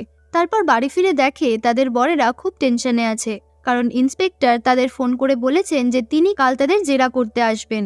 তবে আজকে বিশাখা, দ্বিতীয় আরাত্রিকা যে পুলিশের কাছে গিয়েছিল সেটা তাদের বরেরা কেউই জানতো না। তাই এই নিয়ে 3 হাজবেন্ড ওয়াইফের মধ্যে ঝগড়া শুরু হয়। তারপর সুমিত, ধ্রুব ও অনির্বাণকে এত ঘাবড়ে যেতে দেখে তাদের বউরা জিজ্ঞেস করে যে সেই দিন রাতে তারা কি সত্যি দিদির বাড়ি বা পোকার নাইট বা বন্ধুদের সাথে গেছিল, নাকি নিজেদের বউদের তারা মিথ্যে বলেছিল। তখন সুমিত, ধ্রুব আর অনির্বাণ ঘুরিয়ে তাদের বউদের প্রশ্ন করে যে সেই দিন রাতে যে তোমরা বাড়ি ছিলে এর কোনো প্রমাণ আছে। তখন বিশাখারা বলে ছিলাম না, যে এর কি কোনো প্রমাণ আছে। তারপর হট করে ধ্রুব বিশাখার হাত থেকে ব্যাগটা ছিনিয়ে নিয়ে কিছু একটা খুঁজতে শুরু করে, আর অনির্বাণ ও সুমিত আরাত্রিকার দিতির সাথে সেম করে। তখন দিতি রেগে গিয়ে বলে না জানিয়ে তার ব্যাগে হাত দেওয়ার সাহস কি করে পেল সুমিত। আসলে মানডে সবার বাড়ির লেটার বক্সে এরম একটা চিঠি এসেছিল যে চেক ইউর ওয়াইফস ব্যাগ, তাই বাধ্য হয়ে বরেরা ব্যাগগুলো চেক করে এবং তারা 3 জনেই তাদের বউয়ের ব্যাগ থেকে সেম ধরনের একটি চেন খুঁজে পায়, যেটাতে বিশাখা, দিতি ও আরাত্রিকার নামের ফার্স্ট লেটার লেখা ছিল। তারপর তারা জিজ্ঞাসা করে যে এই চেনটি তাদের কে দিয়েছে। তখন বিশাখারা 3 জনেই বলে এটা নাকি চন্দ্রিমা তাদের দিয়েছিল লাস্ট সানডে, কিন্তু আসলে সেটা সত্যি নয়, কারণ শেষ রবিবার যখন সুমিত, ধ্রুব ও অনির্বাণ তাদের রাত 12টার সময় একটু দেখা করতে বলেছিল তখনই তারা বিশাখা, আরাত্রিকা ও দিতিকে এই চেনটা গিফট হিসেবে দিয়েছিল আর বলেছিল এটাকে সামলে ব্যাগে রেখে দিতে। সেই দিন সুমিত বিশাখাকে বলেছিল যে তারা এখন আর ফ্রেন্ড নয়, বরং তার থেকে বেশি কিছু। আর অনির্বাণ দিতিকে বলেছিল যে এত রাতে বাইরে ডেকে সে দেখতে চেয়েছিল দিতি আসে কিনা, যদি না আসতো তাহলে সে ভাবতো যে দিতি তাকে ভালোবাসে না। তখন দিতি তাকে বলেছিল ভালোবাসি তো, বারবার প্রমাণ দিতে হবে নাকি তার। ওইদিকে ধ্রুব আরাত্রিকাকে বলে যে সবসময় তো তোমাকে পরিপাটি হয়েই দেখেছি, তাই গভীর রাতে তুমি কেমন সেটাই দেখতে ইচ্ছে হলো। তখন তারা 3 জনেই ভেবেছিল যে সুমিত, অনির্বাণ ও ধ্রুব তাদের জালে সত্যিকারের ফেসে গেছে, কিন্তু চন্দ্রিমাকে খেলার আপডেট দেওয়ার সময় তারা কেউই কোনোদিন তাকে বলেনি যে তাদের বরেরা ওদের পাতা জালে ফেসে গেছে। তারা সবসময় চন্দ্রিমার কাছে প্রিটেন্ড করেছিল যে ওদের বরকে টলানো অসম্ভব, কিন্তু ভেতর ভেতর তারা এই খেলায় এতটাই মশগুল হয়ে গেছিল যে তারা নিজেরাই নিজেদের সংসার ভেঙে ফেলেছিল। আর এই সংসার বাঁচানোর প্ল্যান করতে গিয়েই তারা বুঝতে পারে যে তাদের বরেরাও একজোট হয়ে একটা খেলায় নেমেছে, যাতে বিশাখা দ্বিতীয় আরাত্রিকাকে রেড হ্যান্ডেড ধরতে পারে। আসলে বাড়ি ফেরার কিছুক্ষণ আগে যখন দিতিরা নিজেদের সংসার বাঁচানোর প্ল্যান করছিল, তখনই বিশাখা বলে যে নিজেদের মধ্যে এখন আর কিছু লুকিয়ে লাভ নেই, বাঁচতে হলে তাদের তিনজনকে এখন একে অপরকে সব খুলে বলতে হবে। তখনই তারা সব জানতে পারে যে বিশাখার মৃত্যুর দিন তাদের তিনজনের বর রাতে দেখা করতে গিয়েছিল এবং সেম দেখতে একটি চেন দেয় তাদের সকলকে, যেটা থেকে দিতিরা বুঝতে পারে যে তাদের বরেরা আগে থেকেই তাদের অ্যাফেয়ারের ব্যাপারে জানতো আর জেনে বুঝেই তারা নাটক করছে। তাই প্ল্যান মাফিক তারা তিনজনেই তখন চন্দ্রিমার নাম নেয় আর খেলাটাকে পুরো বরেদের দিকে ঘুরিয়ে দেয়, কারণ অনির্বাণরা জানতো এই চেনটা চন্দ্রিমা দেয়নি। তাই তারা কিছুতেই আরাত্রিকাদের কথাটা বিশ্বাস করতে চাইছিল না। তারপর অ্যাট লাস্ট সবাই স্বীকার করে যে এই চেনটা অ্যাকচুয়ালি তাদের কে দিয়েছে, আর তাদের বরেদের কথাও সামনে চলে আসে যে তারাও তো অন্যের বউকে গিয়ে চেন দিয়ে এসেছে। কিন্তু এবার বরেদের কিছু বলার আগেই বউরা উল্টে তাদের অ্যাটাক করে ফেলে এবং বলে নিজেদের বরেদের লয়্যালটি টেস্ট করার জন্যই তারা নিজেদের বন্ধুকে পাঠিয়েছিল, কিন্তু ওরা যে এত সহজে ফাঁদে ফেসে যাবে সেটা তারা ভাবেনি। তারপর বিশাখা দ্বিতীয় আরাত্রিকা কাঁদতে কাঁদতে পুরো দোষটা তাদের বরেদের দিকে ঘুরিয়ে দেয় আর প্ল্যান অনুযায়ী বাড়ি ছেড়ে চলে যাওয়ার নাটক করে। কিন্তু ধ্রুব, সুমিত, অনির্বাণ তাদের আটকে নিয়ে ক্ষমা চেয়ে ব্যাপারটাকে একসাথে মিলে হ্যান্ডেল করার কথা বলে এবং প্ল্যান অনুযায়ী বিশাখারা তাদের বিয়ে বাঁচাতে সফল হয়। ওইদিকে পুলিশ স্টেশনে সুরেশের থেকে আমরা জানতে পারি সুমিত, অনির্বাণ ও ধ্রুবকে একদিন চন্দ্রিমা আলাদা করে ডেকে বলেছিল যে তাদের বউদের অ্যাফেয়ার চলছে, তাও আবার নিজেদেরই বন্ধুদের সাথে। প্রথমে তারা কেউই এটা বিশ্বাস করেনি, তাই চন্দ্রিমা তাদের সাথেও একটা বাজি লড়ে আর এই চেনটা গিফট করার প্ল্যান করে। তাই যেই দিন তীর্থ অফিসের কাজে বাইরে গেছিল এবং তার বাড়িতে তার শাশুড়ি মাও ছিল না, সেই দিন তিনজনকে চন্দ্রিমা বাড়িতে ডাকে আর ওই চেনগুলো দিয়ে বলে তাদের প্রেমিকাকে রাত 12টায় ডেকে এটা দিতে, যদি তারা আসে তার মানে ভালোবাসা আছে। কিন্তু সুমিত, অনির্বাণ ও ধ্রুব খুবই কনফিডেন্ট ছিল যে তাদের ওয়াইফরা রাত্রির 12টার সময় বাইরে বেরাবে না, বাট সেই বিশ্বাসটা কিছুক্ষণের মধ্যেই ভেঙে যায় যখন জানতে পারে তারা সবাই এসেছিল। তারপর সেই চেনটা দিয়ে তারা যখন চন্দ্রিমার বাড়িতে ফিরে যায়, গিয়ে দেখে চন্দ্রিমা সেখানে নেই, তাই ওখান থেকে তারা চলে আসে। আর পরের দিনই খবর আসে যে চন্দ্রিমা মারা গেছে। দেখতে গেলে ধ্রুব, সুমিত ও অনির্বাণই চন্দ্রিমাকে লাস্ট দেখেছিল, তাই ভয়ে তারা এই ব্যাপারটা প্ল্যান করে চেপে যায়। সুরেশ বলে চন্দ্রিমা এরম করছিল তার কারণ সে কাঁটা দিয়ে কাঁটা তুলতে চেয়েছিল। সে যখন সুরেশের বাড়িতে চাবিটা ফেরত দিতে এসেছিল সেদিন অত্যন্ত খুশি ছিল চন্দ্রিমা, আনন্দে তার মুখটা ঝলমল করছিল। চন্দ্রিমা সুরেশকে বলে যে তীর্থ তার কাছে ক্ষমা চেয়ে ফিরে এসেছে, তাই ওই বাড়িতে যেতে তার আর কোনো সংকোচ নেই। বাট তবুও সুরেশ বলে চাবিটা তার কাছেই রাখতে, কারণ যখন বন্ধু বলেছে তখন সুখ দুঃখ দুটোতেই সে পাশে থাকবে। চন্দ্রিমা তার বেবির চেক আপ করাতে এসেছিল, তাই যাওয়ার পথে সুরেশের সাথে দেখা করতে চলে আসে। চেক আপ সেরে এখান থেকে তার বাপের বাড়ি যাওয়ার কথা ছিল, কিন্তু সে তীর্থকে সারপ্রাইজ দিতে আবার ওই বাড়িতে ফিরে যায়। তবে সেখানে গিয়ে দেখে বাড়ি আর বাড়ি নেই। যেহেতু তীর্থ ভেবেছিল চন্দ্রিমা বাপের বাড়ি যাবে, তাই সে বিশাখাকে বাড়িতে ডেকে নিয়েছিল এবং তার সাথে বেডরুমে শারীরিক সম্পর্ক গড়ে তুলতে ব্যস্ত ছিল, যেটা বাইরে থেকে চন্দ্রিমা শুনতে পায় এবং সে পুরো ভেঙে পড়ে এবং সারপ্রাইজ দিতে গিয়ে সে নিজেই সারপ্রাইজড হয়ে যায়। তারপর চন্দ্রিমা আবার সুরেশের বাড়ি ফিরে আসে এবং তাকে সবটা খুলে বলে যে তার নিজের বন্ধুই তার বরের সাথে এক্সট্রা ম্যারিটাল অ্যাফেয়ারে জড়িয়ে আছে। আর এই খেলা শেষ করতেই ওই দিন সুমিত, ধ্রুব আর অনির্বাণকে সে নিজের বাড়িতে ডেকে পাঠিয়েছিল চেনগুলো দেওয়ার জন্য। তারপর পুলিশ সুরেশকে জিজ্ঞেস করে মারা যাওয়ার আগের দিন চন্দ্রিমা তার বাড়িতে এসেছিল কিনা। সুরেশ বলে সে কাজে ছিল, কিন্তু মনে হয় চন্দ্রিমা এসেছিল, কারণ সে যখনই আসতো সুরেশের ঘরটা গুছিয়ে দিয়ে যেত, আর সেই দিনও তার ঘরটা গোছানো ছিল, যেটা দেখেই সুরেশ বুঝতে পারে যে চন্দ্রিমা এখানে এসেছিল। তখন ইন্সপেক্টর জিজ্ঞাসা করে তার ঘর থেকে কি কোনো সন্দেহজনক জিনিস পেয়েছে। সুরেশ জানায় তার ঘরে চালের কৌটোর ভিতরে 3টে সিগারেট স্টাফ পাওয়া গেছিল। পরের দিন আমরা দেখি ইন্সপেক্টরটি জিজ্ঞাসাবাদ করার জন্য তাদের 6জনকে একসাথেই বিশাখাদের বাড়িতে ডেকে আনেন। তারপর সুমিত, অনির্বাণ আর ধ্রুবকে জিজ্ঞেস করে যে সেই দিন রাতে তারা এক্স্যাক্টলি কোথায় ছিল। দিতে ইন্সপেক্টরকে বলে অনির্বাণ সারা রাত তার সাথেই ছিল, আর আরাত্রিকা বলে ধ্রুব আর সেও সারা রাত তার বাড়িতেই ছিল এবং বিশাখাও বলে সুমিত সারা রাত তার সাথে ছিল। এইভাবে তারা তিনজনেই একে অপরের বরকে বাঁচিয়ে নেয়, কারণ যদি পুলিশ জানতে পারে যে তারা সেই দিন চন্দ্রিমার বাড়িতে ছিল, তাহলে তাদের তিনজনকেই চন্দ্রিমার খুনের জন্য সন্দেহ করা হবে। তাই আগের দিন রাতেই তারা ডিসাইড করে নিয়েছিল যে পুলিশকে কে কি বলবে। এছাড়া এই সিচুয়েশনে তাদের কাছে আর কোনো উপায় ছিল না। এইসব শুনে পুলিশ বলে, আপনাদের কি লজ্জা নেই? বয়ফ্রেন্ডদের বউদের সামনেই কথা বলছেন? তখন বিশাখা বলে, লজ্জা পেয়ে তো কোনো লাভ নেই, কারণ বউরাও কারোর না কারোর গার্লফ্রেন্ড। আর আরাত্রিকা বলে তাদের হাজবেন্ডরাও এখন সব জেনে গেছে। আর বিশাখা দ্বিতীয় আরাত্রিকাও জানে যে তাদের বরেদের অ্যাফেয়ার ছিল, তাই কিছুই আর লোকানোর নেই। তখন অফিসার তাদের দুটো ইম্পর্টেন্ট তথ্য জানায়। এক, সুরেশের ঘর থেকে যে 3টে সিগারেট পাওয়া গেছে, সেই সেম ব্র্যান্ডের সিগারেট তারাও খায়, তাই তাদের স্যালাইভা টেস্ট করানো হবে এবং দেখা হবে সেই সিগারেটের স্যাম্পেলের সাথে তাদের স্যালাইভা ম্যাচ করে কিনা। 2, চন্দ্রিমার পোস্টমর্টম রিপোর্ট চলে এসেছে, যেখান থেকে জানা গেছে তাকে অ্যান্টিসাইকোটিক ড্রাগস দেওয়া হয়েছিল, যার জন্যই তার স্ট্রোক হয়েছিল। আর নাক মুখ থেকে রক্ত বেরিয়ে সে মারা গেছে। আর তার কিছু মিনিট পরেই ডেড বডিটাকে ছাদ থেকে ধাক্কা মেরে ফেলে দেওয়া হয়েছে পুলিশকে গুমরা করার জন্য। তখন পুলিশ ইন্সপেক্টরটি জিজ্ঞাসা করেন যে তাদের মধ্যে সাইকিয়াট্রিক ট্রিটমেন্ট করাচ্ছেন কিনা, যেটা শুনে বিশাখা বলে ওঠে যে বারবার তাদেরকে ভিক্টিমাইজ না করে তিনি সুরেশকেও তো এইসব জিজ্ঞেস করতে পারেন, কারণ সেও তো প্ল্যানটা করে সিগারেটগুলো ওখানে রাখতে পারে, বা সেও তো মেন্টাল পেশেন্ট হতে পারে। তখন ইন্সপেক্টর বলেন, বেশ, তাহলে সুরেশকে এখানেই ডেকে নিচ্ছি। তারপর তিনি তাকে ফোন করেন, কিন্তু ফোনটা বাজতেই থাকে। সুরেশ আর ফোনটা তোলে না, কারণ আশ্চর্যজনক ব্যাপার এই যে আমরা দেখি তাকে অলরেডি কেউ মেরে দিয়েছে এবং তার কান থেকে গলগল করে রক্ত পড়ছে, আর ফোনটা তার পাশেই বেজে যাচ্ছে। এরপর থেকে সেকেন্ড সিজন শুরু হয়, আর সিরিজের শুরুটা হয় ফ্ল্যাশব্যাক দেখিয়ে। বিশাখা আর আরাত্রিকা সুমিতকে বিশাখার বাড়িতে ডাকে আর তাকে বলে তারা 4 জন বন্ধুরা এইবার গোয়া যেতে চায়, তাই সুমিত যেন দিতিকে না আটকায়। সুমিত বলে, আমি তো দিতিকে আটকাচ্ছি না, কিন্তু এইভাবে বিনা প্ল্যানে গেলে তোমরাই তো প্রবলেমে পড়ে যাবে।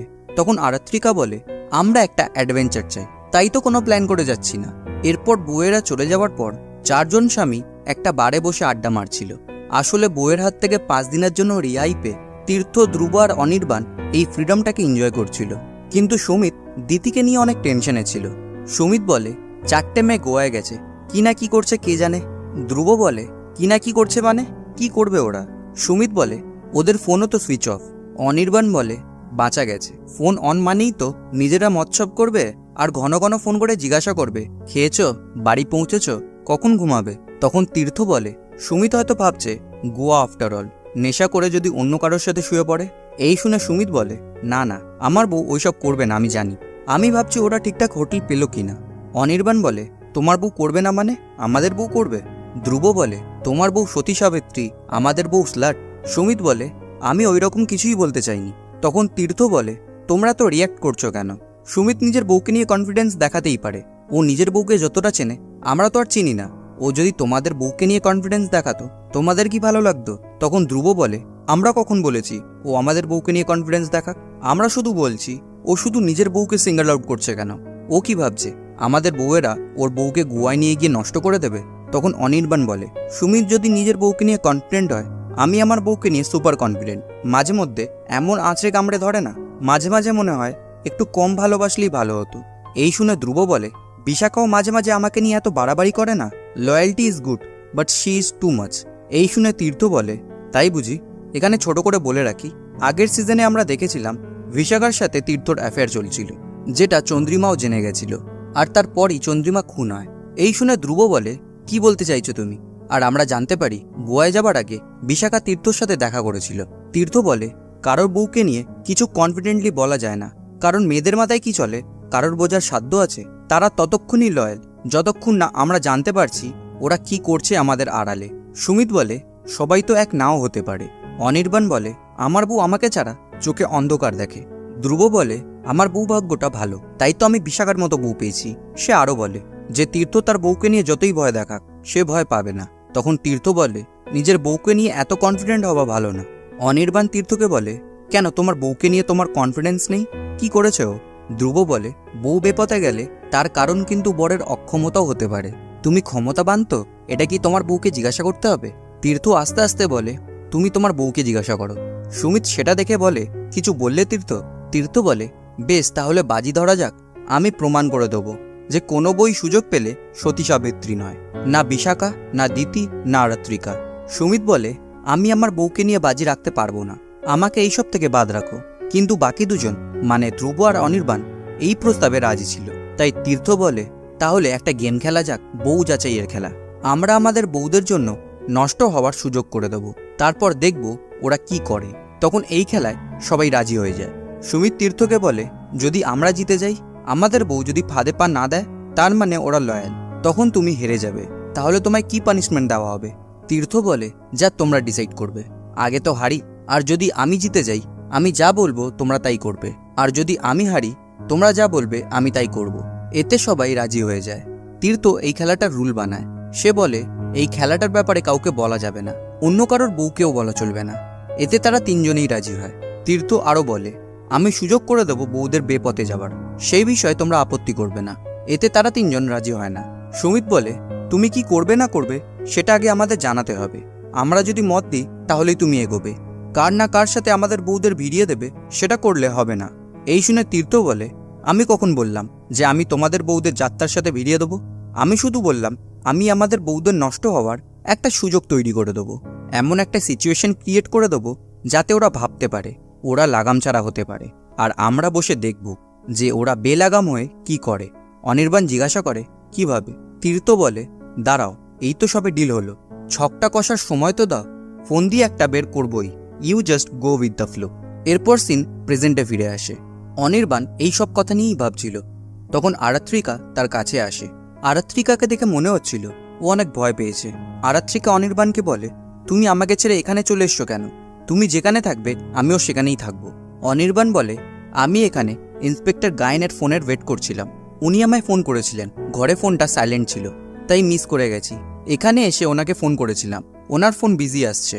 আরাত্রিকা বলে, আজ তো তোমাদের স্যালাইভা টেস্টের রিপোর্ট আসার কথা, সুরেশের ঘরে যেই সিগারেটের স্টাফগুলো পাওয়া গেছিল, যদি সেইগুলোর সাথে তোমাদের স্যালাইভা ম্যাচ করে যায় তাহলে তো প্রমাণ হয়ে যাবে তোমরাই সুরেশকে মেরেছো। অনির্বাণ বলে, আমরা কোনোদিনও সুরেশের বাড়ি যাইনি। আরাত্রিকা এতে বিশ্বাস করে না। অন্যদিকে ধ্রুবর কাছে একটা ফোন আসে, ফোনটা ইন্সপেক্টর গায়েনি করেছিল। আর এইদিকে সুমিতের বাড়িতে তীর্থ আসে। সুমিত তাকে জিজ্ঞাসা করে কেন সে এখানে এসছে। তীর্থ বলে, তোমরা ইন্সপেক্টর গায়েনের ফোন ধরছো না কেন?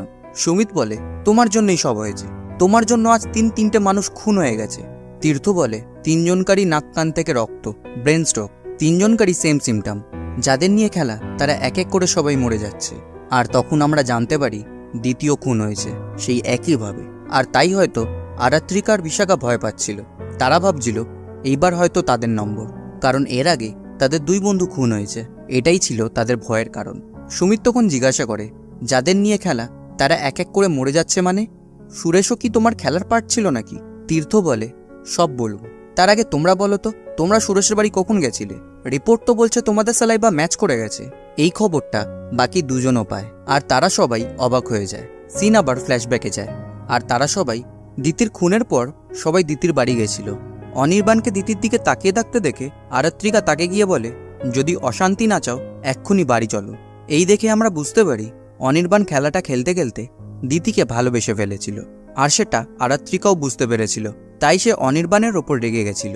তখন বিশাখাও দেখে তারপর ধ্রুব আরাত্রিকার দিকে তাকিয়ে আছে। সে তখন ধ্রুবকেও বাড়ি যেতে বলে।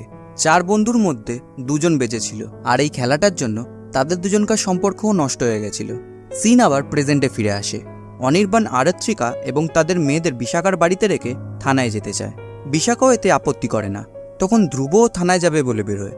বিশাখা ধ্রুবকে গিয়ে বলে, তোমরা যদি সুরেশের বাড়ি না গিয়ে থাকো তাহলে যেটা সত্যি সেটাই বলবে। এরপর অনির্বাণ আর ধ্রুব থানায় যায়। আর এইদিকে বিশাখা আরাত্রিকাকে জিজ্ঞাসা করে, তুই মানিসনি তো দিতিকে? তোর বর দিতির প্রেমে পড়ে গেছিল বলে। আরাত্রিকা উল্টে বলে, তুই মানিসনি তো চন্দ্রিমাকে? তোর তো মারার কারণও ছিল। আর তখনই আমরা একটা ফ্ল্যাশব্যাক দেখি। সিজন 1-এ যখন আমরা দেখেছিলাম চন্দ্রিমা তার বন্ধুদের সাথে দেখা করার আগে তীর্থর অ্যাফেয়ারের ব্যাপারটা শুনে কান্নাকাটি করছিল, এই সিনটা সেখান থেকে শুরু হয়। চন্দ্রিমা যখন কাঁদছিল তার কাছে তখন তীর্থ আসে আর বলে, অনেক টেনশন নিয়েছো, এইবার টেনশন দাও। আসলে তীর্থ বন্ধুদের সাথে বাজিটা জেতার খেলার জমি তৈরি করছিল, আর চন্দ্রিমা ছিল তার প্রথম গুটি। তীর্থ চন্দ্রিমাকে সেই একই জায়গায় নিয়ে যায় যেখানে তারা বাজিটা ধরেছিল। তীর্থ চন্দ্রিমাকে বলে, তোমার বন্ধুরা আসলে বন্ধু নয়, বন্ধু যাচাইয়ের খেলা খেলবে? তুমি কেঁদে কেটে এই একই কথা তোমার বন্ধুদের বলো যে আমি তোমায় ডিভোর্স দিতে চাই পরকীয়ার জন্য। তারপর দেখো ওরা সত্যিই কি তোমার বন্ধুর মতো পাশে দাঁড়ায়, নাকি ওরা বন্ধুর নামে কলঙ্ক। এই শুনে চন্দ্রিমা বলে, তুমি এইসব কি বলছো? আমি আমার বন্ধুদের পরীক্ষা নেব কেন? তুমি অন্য একজনের সাথে প্রেম করছো, আমার থেকে ডিভোর্স চাইছো। এইসবের মধ্যে বন্ধু যাচাইয়ের খেলাটা আসছে কোথা থেকে? দুটোর মধ্যে সম্পর্ক কি? তীর্থ বলে, সম্পর্ক আছে। বন্ধু যাচাইয়ের খেলাটা খেললে দুটো ফল হতে পারে। এক, তুমি প্রমাণ পেয়ে গেলে যে তোমার বন্ধুরা বেস্ট ফ্রেন্ড, তাহলে আমিও নিশ্চিন্ত থাকতে পারবো যে আমাদের ডিভোর্সের পর তোমার বন্ধুরা তোমায় সামলে নেবে। আর দ্বিতীয় ফল হলো, যাদের তুমি তোমার বন্ধু ভাবছো তাদের চেয়ে আমার মতন শত্রু ভালো। চন্দ্রিমা বলে, আমি আমার বন্ধুদের চিনি, তারা বেস্ট। তীর্থ বলে, পুরোটা শোনো। যদি প্রমাণ হয় ওরা তোমায় ভালো টলো বাসে না, তাহলে আমাদের খেলার দ্বিতীয় ধাপ শুরু হবে। তোমাকে তাদের আরেকটা খেলায় এগিয়ে দিতে হবে, চরিত্র যাচাইয়ের খেলা। আর তার বদলে আমি তোমায় ডিভোর্স দেব না, বৃন্দার সাথেও সব সম্পর্ক শেষ করে দেবো, আর বাচ্চাটাকে আমরা একসাথে মানুষ করব। চন্দ্রিমা এই শর্তটা শুনে চিন্তায় পড়ে যায় আর বলে, বন্ধুরা খারাপ প্রমাণ হলে আমার লাভ? তীর্থ বলে, ওরা এমনিতেও খারাপ অমনিতেও খারাপ, আমি শুধু তোমায় চোখে আঙুল দিয়ে দেখিয়ে দিতে চাই। আসলে তীর্থর এই ডিভোর্সের ব্যাপারটা পুরোটাই নাটক ছিল। সে চন্দ্রিমাকে ডিভোর্স দিত না, সে শুধু চন্দ্রিমাকে ডিভোর্সের ভয় দেখাতে চেয়েছিল, যাতে ওকে দিয়ে ধ্রুবদের কনফিডেন্স ভাঙতে পারে। আর সে জানতো ধ্রুব হেরে যাবে, কারণ তার বউ বিশাখার সাথে তীর্থরই অ্যাফেয়ার ছিল। সিন আবার প্রেজেন্টে ফিরে আসে। বিশাখা আরাত্রিকাকে বলে, চন্দ্রিমাকে মারার তার কাছে কোনো কারণ ছিল না, সে চন্দ্রিমাকে মারিনি। আরাত্রিকা বলে, আমিও দিদিকে মারিনি, অবশ্য মারলে মন্দ হতো না। পুলিশের সামনে আমরা নিজেদের সংসার বাঁচাতে একে অপরের বরকে বাঁচিয়েছিলাম, আর তারপর থেকেই অনির্বাণ 3 বার আমায় দিতি বলে ডেকে ফেলেছে। বিশাখা বলে, ধ্রুব আমায় অনেকবার আরাত্রিকা বলে ডেকেছে, আমারও মন্দ লাগতো না তোকে মেরে দিতে পারলে। অন্যদিকে অনির্বাণ পুলিশকে গিয়ে বলে, আমরা কি ইডিয়েট যে নিজেদেরই সিগারেটের বাট নিজেরাই সুরেশের ঘরে লুকিয়ে দিয়ে আসবো যাতে পুলিশ আমাদেরই ধরে? ধ্রুব বলে, কেউ আমাদের ফাঁসাচ্ছে, এটা তো ঠিক। এই শুনে ইন্সপেক্টর গায়েন বলে, আপনারা নিজেদের কবর নিজেরাই খুঁড়বেন, এতটা ইডিয়েট আপনারা নন সেটা আমি জানি, তাই তো আপনাদের অ্যারেস্ট করিনি। আর আপনাদের বউয়েরা টপাটপ মরে যাচ্ছে, কেমন লাগছে আপনাদের? ভাগ্যবান। সুমিত বলে, যার বউ মরে ভাগ্য ফিরেছে তাকে গিয়ে প্রশ্নটা করুন না। গায়েন বলে, কে তীর্থ? ধ্রুব বলে, এইসব খেলা তীর্থই শুরু করেছিল। গায়েন বলে, এটা আপনারা আগে বলেননি তো, এইবার শুরু থেকে বলুন কি হয়েছিল। আর আমরা একটা ফ্ল্যাশব্যাক দেখি। তীর্থ চন্দ্রানীকে ধ্রুবদের সাথে বাজির ব্যাপারটা জানায়।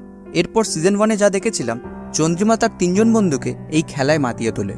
তীর্থ চন্দ্রিমাকে তার বন্ধুদের কি বলতে হবে সেটাও শিখিয়ে দিয়েছিল। সিন আবার প্রেজেন্টে ফিরে আসে। সুমিত গায়েনকে বলে যে তীর্থ যখন প্ল্যানটা আমাদের জানিয়েছিল তখন আমরা তাতে তেমন পাত্তা দিইনি। অনির্বাণ বলে, নিজের বউকে কষ্ট দিয়ে করছিল, তাতে আমাদের বউয়ের কোনো ক্ষতি নেই। ধ্রুব বলে, আমাদের বউরা এই ফাঁদে পা দেবে না, আমরা জানতাম। সুমিত বলে, তীর্থ যখন প্ল্যানটা বলে তখন আমরা সত্যি বিশ্বাস করতে পারিনি যে সে নিজের বউকে এইভাবে খেলাতে কাজে লাগাচ্ছে। তারা ভেবেছিল তাদের বউরা চন্দ্রিমার সাথে দেখা করে এসে তাদের সবটাই জানাবে, কিন্তু তারা কিছুই জানায় না, এমন ভাব করে যেন কিছুই হয়নি। এই দেখে প্রথমে তারা ভেবেছিল তাদের বউয়েরা বন্ধুত্বের টেস্ট পাশ করে গেছে, তাই হয়তো চন্দ্রিমা তার গেমের কথাটা বলেনি। গায়েন বলে, খেলা যে শুরু হয়ে গেছে সেটা তীর্থ জানায়নি। অনির্বাণ বলে, তখন কি তীর্থ নিজেই জানতো? আর আমরা একটা ফ্ল্যাশব্যাক দেখি। ধ্রুব তীর্থকে বলে, তোমার সব প্যাচ বেচতে গেল তো? তীর্থ বলে, নট শিওর। অনির্বাণ বলে, মানে? তীর্থ বলে, কাল সন্ধেবেলা চন্দ্রিমা আমায় ফোন করেছিল পিএনপিসি থেকে।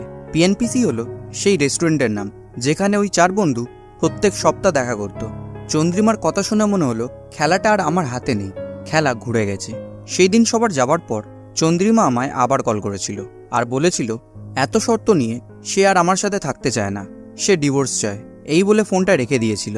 আর আমরা জানতে পারি চন্দ্রিমা ফোনটা রেখে দেওয়ার পর তার হাত থেকে ওয়াইনের গ্লাসটা পড়ে গিয়ে ভেঙে যায়। সেটা তুলতে সুরেশ আসে। চন্দ্রিমা তাকে 2টো আঙুল দেখিয়ে বলে, এর মধ্যে একটা ধরো। সুরেশ একটা আঙুল ধরে। তখন চন্দ্রিমা বলে, সে যা করেছে ঠিক করেছে। এই বলে সেখান থেকে উঠে চলে যায়। তীর্থর কাছ থেকে এইসব শুনে সুমিত বলে, তাহলে চন্দ্রিমা বাজি ধরেনি? তীর্থ বলে, কি করে বলবো, কাল রাতে তো চন্দ্রিমা বাড়ি আসেনি। এই শুনে আমরা বুঝতে পারি ওরা 4 জন ওদের বউয়েদের চন্দ্রিমার খেলায় জয়েন করার পরের দিন মানে সোমবার দেখা করেছিল। সিন আবার প্রেজেন্টে ফিরে আসে। অনির্বাণ বলে, আমরা কিছুদিন পরে বুঝতে পেরেছিলাম যে খেলাটা শুরু হয়ে গেছে। এই সব শুনে গায়েন বলে, তাহলে চন্দ্রিমা পুরো খেলাটা নিজেই খেললো এবং নিজের মতো করে। এইসব কথার মাঝখানে থানায় একটা মহিলা আসে একটা বাচ্চা মেয়েকে নিয়ে আর বলে, যে তার স্বামী মারা গেল আর কেউ তাকে জানালো না। গায়েন জিজ্ঞাসা করে, কে তোমার স্বামী?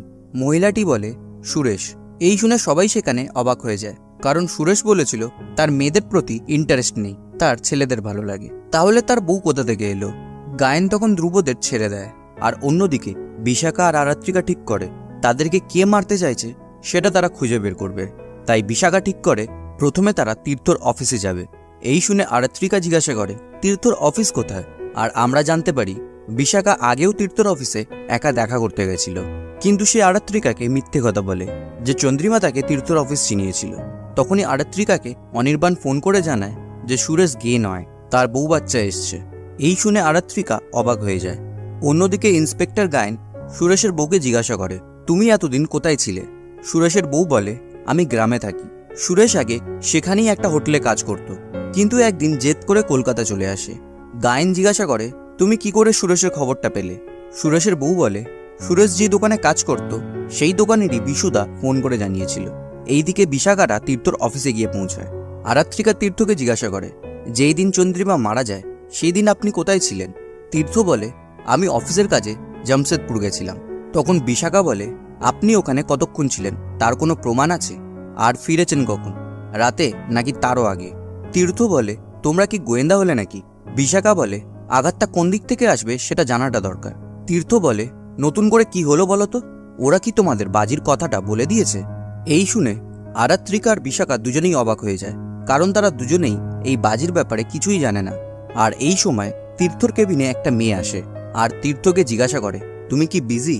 আমি ভাবলাম তোমার মিটিং ওভার হয়ে গেছে, তুমি কি লাঞ্চ একা করবে? আমি কি দিয়ে যেতে বলবো? তীর্থ হড়বড় করে বলে, তুমি রেখে দিতে বলো, আমি নিজেই নিয়ে নিচ্ছি। তখন বিশাখা বলে, না না, আমাদের হয়ে গেছে। এই বলে উঠে যায়। বিশাখা মেয়েটিকে জিজ্ঞাসা করে, আপনি কে? মেয়েটি বলে, আমি বৃন্দা। এই শুনে বিশাখার মুখের ভাব পাল্টে যায়, যেটা আরাত্রিকাও লক্ষ্য করে।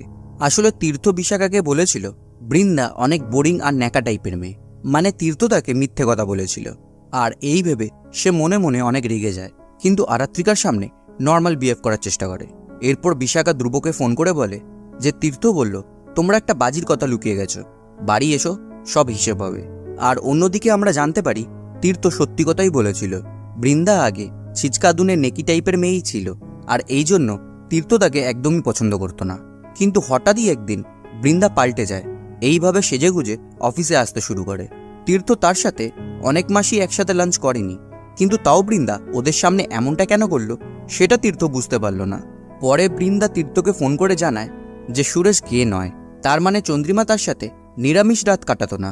এরপর রাতে সুমিত, ধ্রুব আর অনির্বাণ ধ্রুবর গাড়ি করে বাড়ি ফিরেছিল। সুমিত বলে, তোমরা কি আমায় বাড়ি ড্রপ করে যাবে? ধ্রুব বলে, আমি একা কেস খাবো নাকি? বাজির কথা আমরা তিনজনেই লুকিয়েছি, আর আরাত্রিকাও আমার বাড়িতে, একসাথে বসে যা হবার হবে। অনির্বাণ বলে, হবে আর কি, বাজি ধরেছিলাম নিজেদের বউদের লয়াল প্রমাণ করতে, ওরা ডিসলয়ালটির শেষ সীমায় পৌঁছে যাচ্ছিল। সুমিত বলে, তোমরা লয়াল ছিলে তো? ধ্রুব বলে, তুমি ছিলে বুঝি? সুমিত বলে, ছিলাম, আছি আর থাকবো, অন্তত একজনের প্রতি লয়াল থাকতেই হয়। ধ্রুব জিজ্ঞাসা করে, সেটা কে? বিশাখা?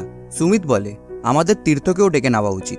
অন্যদিকে আমরা জানতে পারি রবিবার, মানে যেই দিন চন্দ্রিমা বাড়ি আসেনি, সেই দিন তীর্থ পিএনপিসিতে চন্দ্রিমার খোঁজ নেওয়ার জন্য ফোন করেছিল, কিন্তু রেস্টুরেন্ট বন্ধ হয়ে যাওয়ার জন্য কেউ ফোন ধরেনি। সেই সময় সুরেশ তীর্থর বাড়ি আসে। তখন তীর্থ তাকে জিজ্ঞাসা করে, আপনি আমার ঠিকানা জানলেন কি করে? আর এলেনই যখন, চন্দ্রিমাকে নিয়ে আসলেন না কেন? সুরেশ বলে, উনি তো কোনো ঠিকানাই দিতে চাইছিলেন না, নিজের বাড়ি, বন্ধুর বাড়ি, কোথাও যাবেন না বলছিলেন। একে নেশা করেছে, তার ওপর বমি করছে, তাই বাধ্য হয়ে আমার ঘরে থাকতে বললাম। উনি ঘুমিয়ে পড়ার পর ওনার ব্যাগ থেকে আইডি কার্ড বের করে ঠিকানা জেনে নিয়ে চলে এলাম, আপনি যদি গিয়ে নিয়ে আসেন। তীর্থ বলে, চন্দ্রিমা হঠাৎ তোমার বাড়ি গেল কেন? ও কতটাই বা তোমাকে চেনে? এই বলে তীর্থ সুরেশকে মারতে যায়। তখন সুরেশ বলে, তার মেয়েদের প্রতি কোনো ইন্টারেস্ট নেই, তার ছেলেদের ভালো লাগে। তখন তীর্থ সুরেশকে ছেড়ে দেয়। এরপর সে সুরেশকে বলে সে যেন চন্দ্রিমার সব কথা তাকে এসে বলে, চন্দ্রিমার সাথে বন্ধুত্ব বাড়িয়ে চন্দ্রিমা কি খেলা খেলছে সবটা তার থেকে জেনে যেন সে তীর্থকে জানায়। সুরেশও টাকার বিনিময়ে রাজি হয়ে যায়।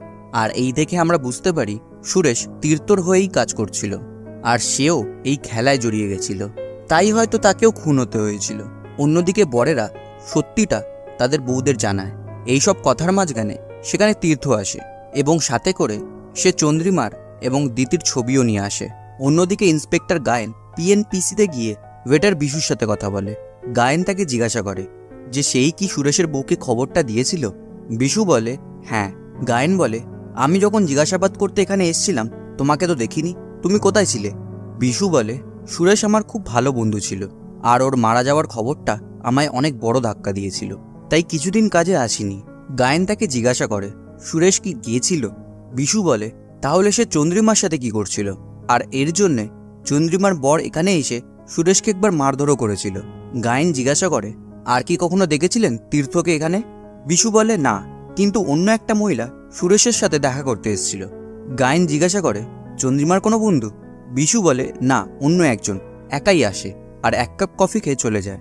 গায়েন বলে তাহলে তুমি কি করে জানলে সে সুরেশের সাথে দেখা করতে এসছে?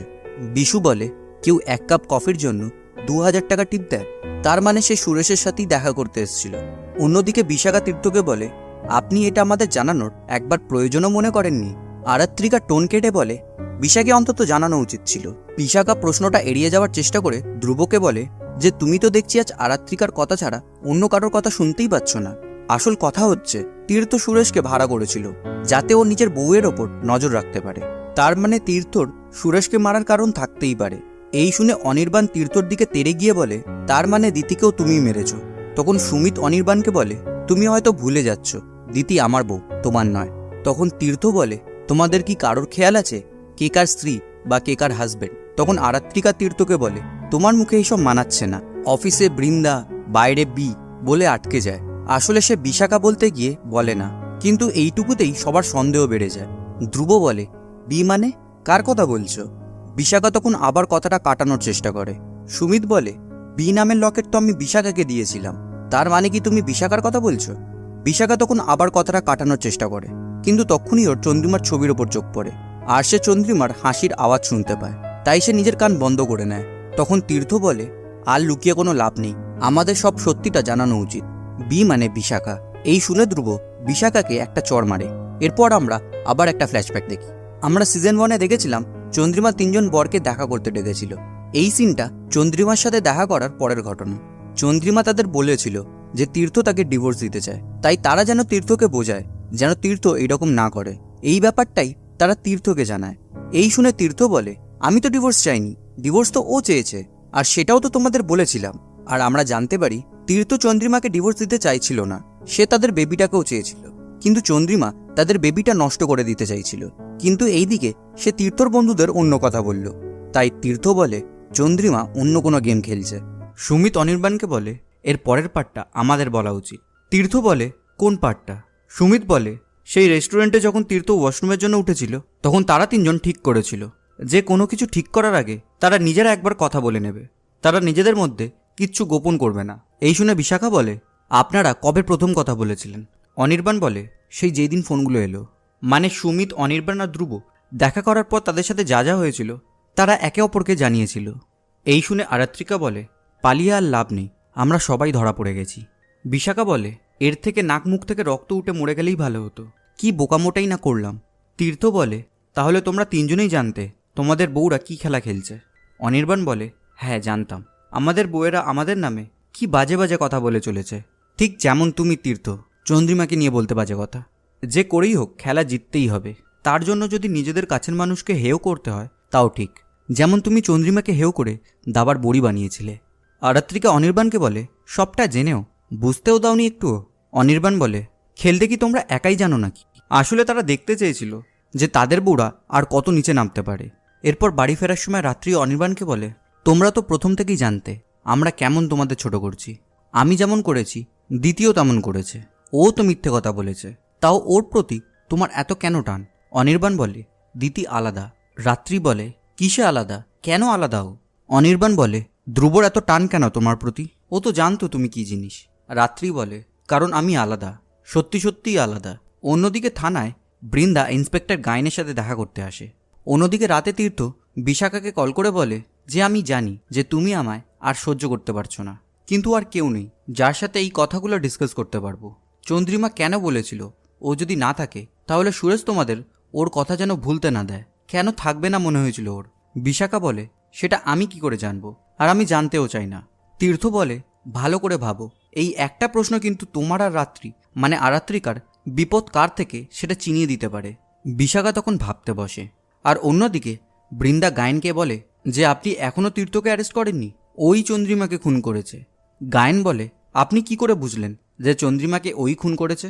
বৃন্দা বলে কারণ সেই দিন তীর্থ ইচ্ছে করেই কাজের নাম করে জামশেদপুর গেছিল, চাইলেই তো সেই রাতে ফিরে আসতে পারত, কিন্তু কি বলল আমি ফিরবো না। গায়েন জিজ্ঞাসা করে কেন বলুন তো? বৃন্দা বলে কারণ সেই রাতে সুরেশ চন্দ্রিমাকে ডেকেছিল তীর্থর কথায়। এই শুনে গায়েন বলে আমার দুটো প্রশ্ন আছে। এক, আপনি এত কিছু জানলেন কি করে? দুই, সুরেশ চন্দ্রিমাকে ওখানে ডাকলো কেন? বৃন্দা বলে এক, সুরেশ নিজেই আমায় সবটা বলেছে। আর তখনই আমরা একটা ফ্ল্যাশব্যাক দেখি। বৃন্দা সেই পিএনপিসিতে সুরেশের সাথে দেখা করতে গেছিল। সুরেশ তখন তাকে একটা টিস্যু পেপারে লিখে জানায় যে তীর্থ তাকে চন্দ্রিমাকে চতুষ্কোণ নামের একটা বিল্ডিংয়ে ডাকতে বলেছে। সিন আবার প্রেজেন্টে ফিরে আসে। বৃন্দা সেই টিস্যু পেপারটা ইন্সপেক্টর গায়েনকে দেখায় আর বলে দুই, যেই বিল্ডিংয়ের নিচে চন্দ্রিমার বডি পাওয়া গেছে সেই বিল্ডিংটার নাম চতুষ্কোণ। আর ওই বিল্ডিংয়ে আমার মামার একটা ফ্ল্যাট আছে। মামা বিদেশে থাকে আর চাবিটা আমার কাছে থাকে। আর ওখানে মাঝে মধ্যে আমি আর তীর্থ দেখা করতাম। তীর্থ ভেবেছিল ওই বিল্ডিংটা থেকে যদি চন্দ্রিমা মারা যায় তাহলে আমাকে ইজিলি ফাঁসানো যাবে। পুলিশ এটাই ভাববে যে ও আমায় ছেড়ে দেওয়ায় আমি রাগের মাথায় ওর বউকে খুন করেছি। গায়েন বলে তবে পুলিশ তো এমনটা ভাবেনি, আপনি আগ বাড়িয়ে এইসব কথা বলতে এলেন কেন? বৃন্দা বলে আমি চাই চন্দ্রিমার খুনিরা ধরা পড়ুক, কারণ ও আমার বন্ধু হয়ে গেছিল। এই শুনে গায়েন অবাক হয়ে যায় আর জিজ্ঞাসা করে কবে হলো? অন্যদিকে বিশাখা রাত্রিকে ফোন করে বলে চন্দ্রিমা কেন বলেছিল আমি যদি না থাকি, কোনো আইডিয়া আছে? রাত্রি বলে যদি চন্দ্রিমা কথাটা বলেও থাকে, স্পেশালি সেই রবিবার যেই রবিবার খেলাটা শুরু হয়েছিল, তাহলে তো ধরে নিতেই হয় ও তার আগে থেকেই থ্রেট ফিল করেছিল। এইসব কথার মাঝখানে অনির্বাণ ঘরে আসে আর সেখানেই পড়ে যায়। ওরসি একইভাবে নাকমুখ থেকে রক্ত বেরোচ্ছিল। অনির্বাণ সেখানেই মারা যায়। সকালে সবাই রাত্রির বাড়ি আসে। রাত্রি অনির্বাণের বডির সামনে বসে কাঁদতে কাঁদতে বলে যে ওর তো যাওয়ার কথা ছিল না, আমার যাওয়ার কথা ছিল, তাহলে অনির্বাণ কেন গেল? রাত্রি বিশাখাকে বলে সে যেন ধ্রুবকে সামলে রাখে। এরপর বিশাখা বাড়ি যাওয়ার সময় ধ্রুবকে বলে আমরা কি বন্ধু হতে পারি না শেষ দিনগুলোতে? ধ্রুব বলে কেন, তোমার তো তীর্থ আছে, আরও কত বন্ধু আছে যাদের কথা আমি এখনও জানি না। বিশাখা বলে কেউ কারোর বন্ধু হয় না, শেষ পর্যন্ত কেউ থাকে না। যাই হোক, বন্ধু না হতে পারো, তুমি কি আমায় সাহায্য করতে পারবে? ধ্রুব বলে কিসের সাহায্য? বিশাখা বলে আমি রাত্রির সাথে প্ল্যান করেছিলাম মরার আগে এটা জেনে মরব যে কে মারছে। ধ্রুব বলে আমরা হয়তো জেনে যেতে পারবো না কে মারছে, এক এক করে সব মরবে, যে শেষ অবধি টিকে থাকবে সেই খুনি। বিশাখা বলে চন্দ্রিমা আগে থেকেই থ্রেট ফিল করেছিল, কার থেকে ভয় পাচ্ছিল? ধ্রুব এই শুনে অবাক হয়ে যায়। বিশাখা আরও বলে চন্দ্রিমা যার থেকে ভয় পেয়েছে আমাদের ভয়ের কারণও সে। এই শুনে ধ্রুব বলে বাচ্চাদেরকে তোমার মায়ের কাছে রেখে এসো। অন্যদিকে গায়েন তীর্থকে থানায় ডাকে আর তাকে জিজ্ঞাসা করে সুরেশ চন্দ্রিমাকে চতুষ্কোণে ডেকেছিল কেন? তীর্থ বলে আমি সুরেশকে দিয়ে চন্দ্রিমাকে কোথাও ডাকাইনি, আমি সুরেশকে টাকা দিয়েছিলাম ঠিকই, কিন্তু সেটা চন্দ্রিমার কাছ থেকে খবর বের করার জন্য। গায়েন বলে এইবার তো আপনি বলবেন আপনি কখনো চতুষ্কোণে পাই রাখেননি, আমাদের কাছে অন্য খবর আছে। তীর্থ বলে আমি পা রেখেছিলাম, আসলে ওইখানে বৃন্দার মামার একটা ফ্ল্যাট আছে। গায়েন বলে সেটা আগে বলেননি কেন? তীর্থ বলে ওইসব বললে বৃন্দা খামোকা ফেসে যেত, আমি অ্যাফেয়ারটা ভেঙেছি, এর মানে এই তো নয় আমি বৃন্দাকে ফাঁসাবো।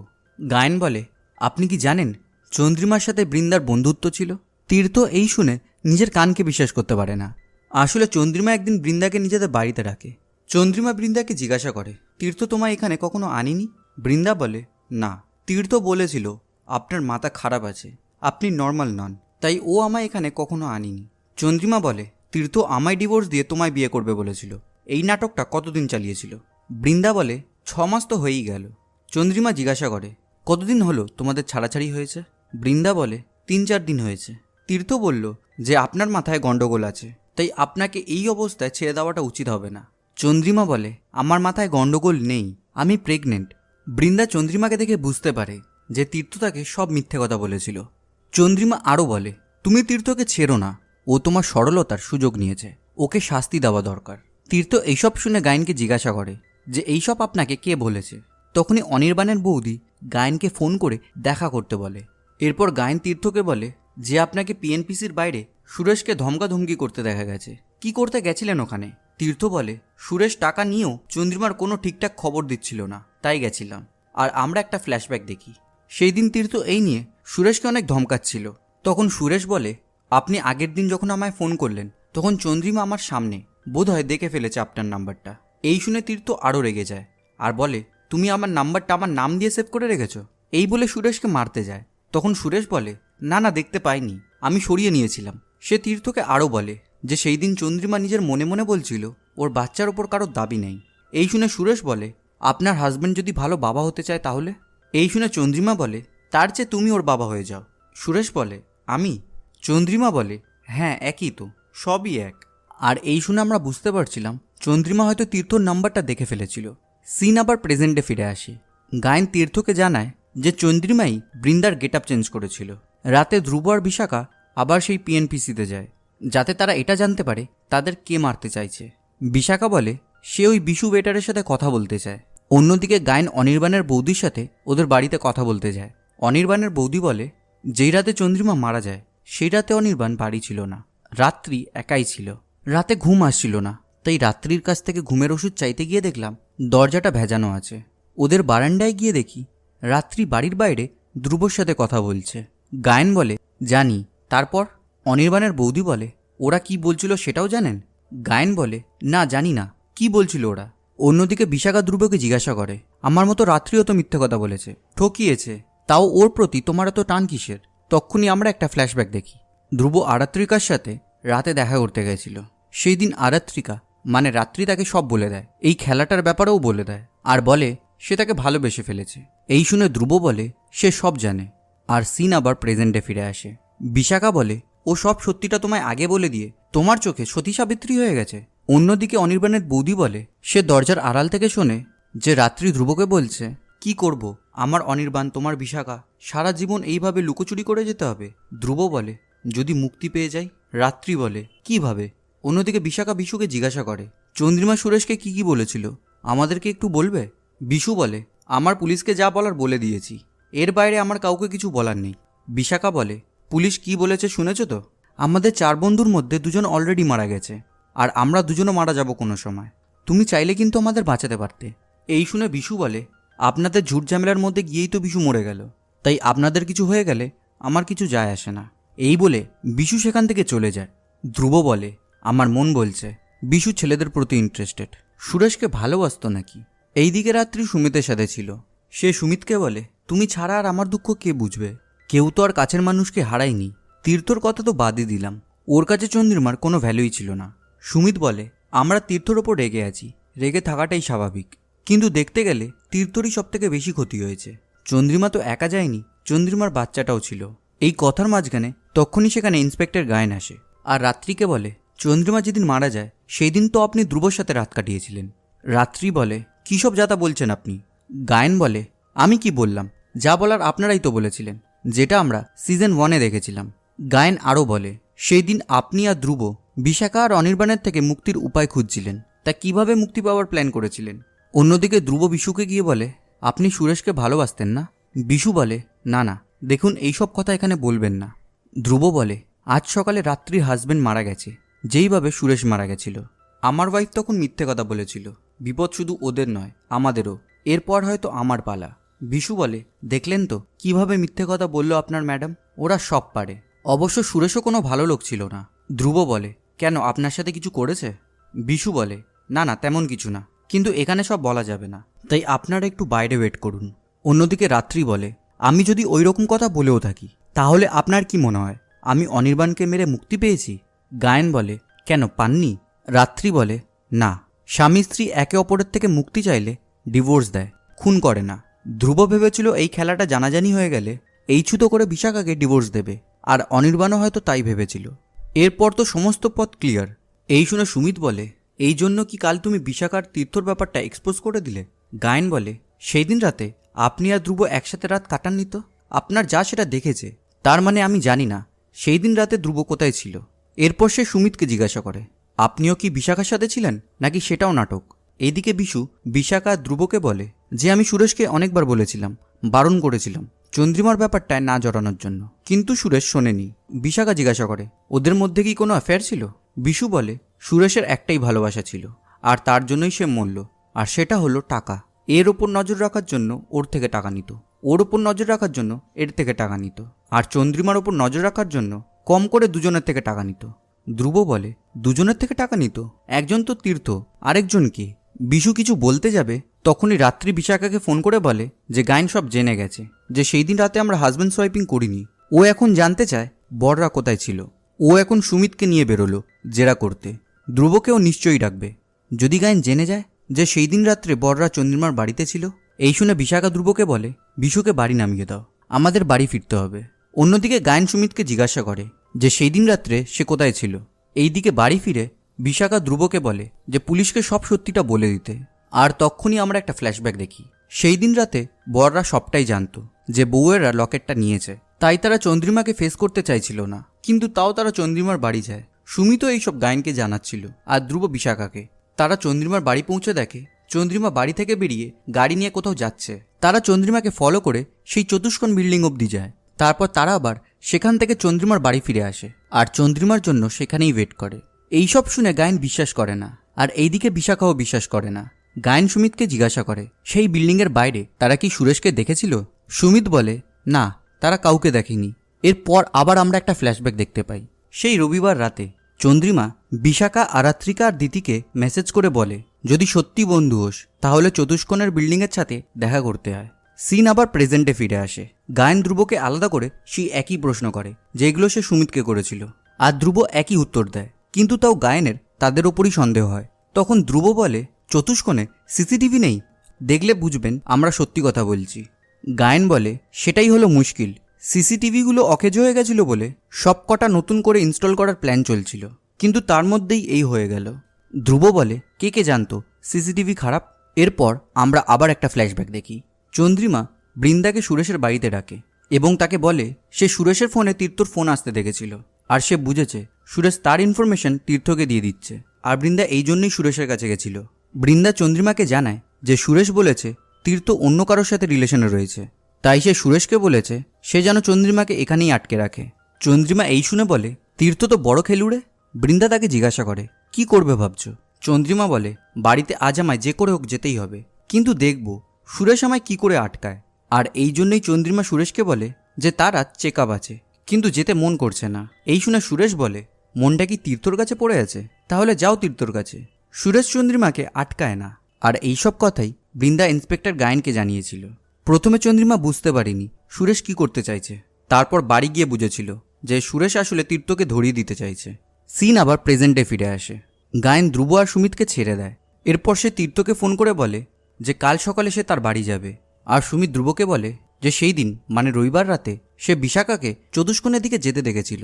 এরপর সকালে ধ্রুব বিশাখাকে নিয়ে রাত্রির বাড়ি আসে আর তাদের বলে যে তোমাদেরকে পুলিশ ধরবে, আর যদি সেটা না চাও তাহলে সত্যিটা বলে দাও, কারণ সেই দিন রাতে তোমাদেরকে সুমিত চতুষ্কোণের দিকে যেতে দেখেছে। অন্যদিকে গায়েন তীর্থর বাড়ি গিয়ে তাকে জিজ্ঞাসা করে যে সুরেশ চন্দ্রিমাকে ডেকে চতুষ্কোণে নিয়ে যাবে, এই খবরটা আপনাকে কে দিয়েছিল। তীর্থ বলে দুজনে, আমি তখন জামশেদপুরে। তখন সুরেশের ফোন আসে আর সে বলে একজন তাকে ছলচ্যুত করে চন্দ্রিমাকে চতুষ্কোণে পাঠাতে বলেছে। নাম জিজ্ঞাসা করবেন না, বলতে পারবো না। তীর্থ তখন বলেছিল কেন বলতে পারবে না, টাকা নাও না সময় মতন। সুরেশ বলেছিল তার কাছ থেকেও পাই। তীর্থ গায়েনকে আরও বলে যে এরপর বৃন্দার একটা মেসেজ ঢোকে যে চতুষ্কোণে রাত 12টার পর কোয়েশ্চেন মার্ক। তখনই সেখানে বৃন্দা এসে বলে আমি চন্দ্রিমাকে সেখানে যেতে বারণ করেছিলাম অনেকবার, কিন্তু চন্দ্রিমা বলেছিল না গেলে জানবো কি করে কে সুরেশকে দিয়ে আমার সম্বন্ধে খোঁজখবর নিচ্ছে। বৃন্দা অনেক টেনশনে ছিল, তাই সে তীর্থকে মেসেজ করেছিল, কিন্তু তীর্থ কোনো রিপ্লাই করেনি। এই শুনে গায়েন তীর্থকে জিজ্ঞাসা করে রিপ্লাই করেননি কেন। তীর্থ বলে কারণ আমি তখন নিজেই আসছিলাম। গায়েন বলে এটা আমায় আগে বলেননি কেন। তীর্থ বলে যদি এটা আপনাকে বলতাম তাহলে আপনি আমায় জেলে পুরে দিতেন, তাহলে চন্দ্রিমাকে কে মারল সেটা জানতাম কি করে। আর তখনই আমরা একটা ফ্ল্যাশব্যাক দেখি। সেই দিন যখন তীর্থ চতুষ্কোণে পৌঁছায় তখন লিফটে তার সাথে বিশাখা আর রাত্রির দেখা হয়ে যায় এবং তারা ছাদে গিয়ে দেখে চন্দ্রিমার রক্তমাখা বডি ছাদে পড়ে আছে। এই দেখে তীর্থ সেখানে অজ্ঞান হয়ে যায়। অন্যদিকে বিশাখা আর রাত্রি এই পুরো ব্যাপারটা ধ্রুবকে বলছিল। বিশাখা বলে তীর্থ অজ্ঞান হয়ে গেছিল বলে সে আর রাত্রি চন্দ্রিমার বডিটা তোলার চেষ্টা করে, কিন্তু চন্দ্রিমা এত ভারী ছিল তাই ওরা দুজনে তুলতে পারছিল না। আর চন্দ্রিমাকে তুলতে গিয়ে সে ছাদ থেকে পড়ে যায়। আর সিন আবার প্রেজেন্টে ফিরে আসে। এই সব শুনে গায়েন বলে চন্দ্রিমা তো ওপর থেকে পড়ে মারা যায়নি, মরেছিল স্লো পয়জনিংয়ের জন্য। আর এইসব কথার মাঝখানে বৃন্দা কথা বলতে গিয়ে ওর মুখ থেকে রক্ত বেরোতে শুরু হয় এবং সেখানেই মারা যায়। আর এই সিজনটা এখানেই শেষ হয়ে যায়। চন্দ্রিমাকে কে মারলো সেটা হয়তো আমরা থার্ড সিজনে জানতে পারবো। তাই চ্যানেলটাকে এখনও সাবস্ক্রাইব না করে থাকলে সাবস্ক্রাইব করে দেবেন। যদি এই ভিডিওটা ভালো লেগে থাকে অবশ্যই একটা লাইক করে দেবেন। আর ভিডিওটা কেমন লাগলো সেটা কমেন্ট করে জানাতে ভুলবেন না। তাহলে দেখা হচ্ছে আবার নতুন ভিডিওর সাথে।